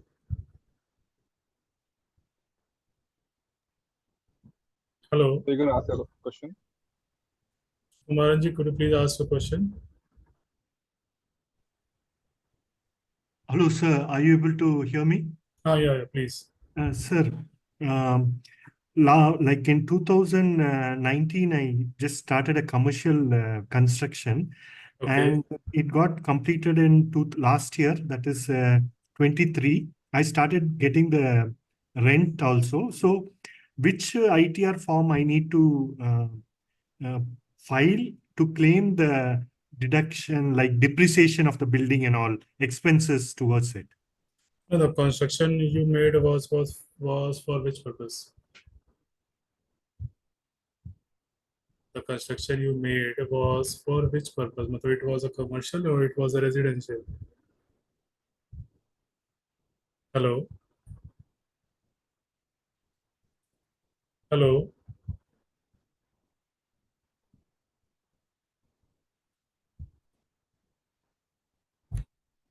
I think Sukumaran ji is again not connecting. We can send a mail to him. Megha ji can call him and connect me tomorrow, on Monday, so that I can answer his question. Thank you so much for joining this webinar. I hope मैंने आपके सारे questions का ठीक से answer दिया हो, आपके सारे points को clear किया हो. उद्यमिता हेल्पलाइन के साथ ऐसे जुड़े रहें ताकि आपके सारे compliances वगैरह टाइम पे हो सकें. ईयर एंड हो चुका है, compliances करने बहुत ज़रूरी हैं. मेरी टीम से श्योरली आप कांटेक्ट करें ताकि आपके compliances टाइमली पूरे हो सकें. हम आपके लिए हमेशा अवेलेबल है सारे हेल्प्स करने के लिए. Thank you so much. Good night.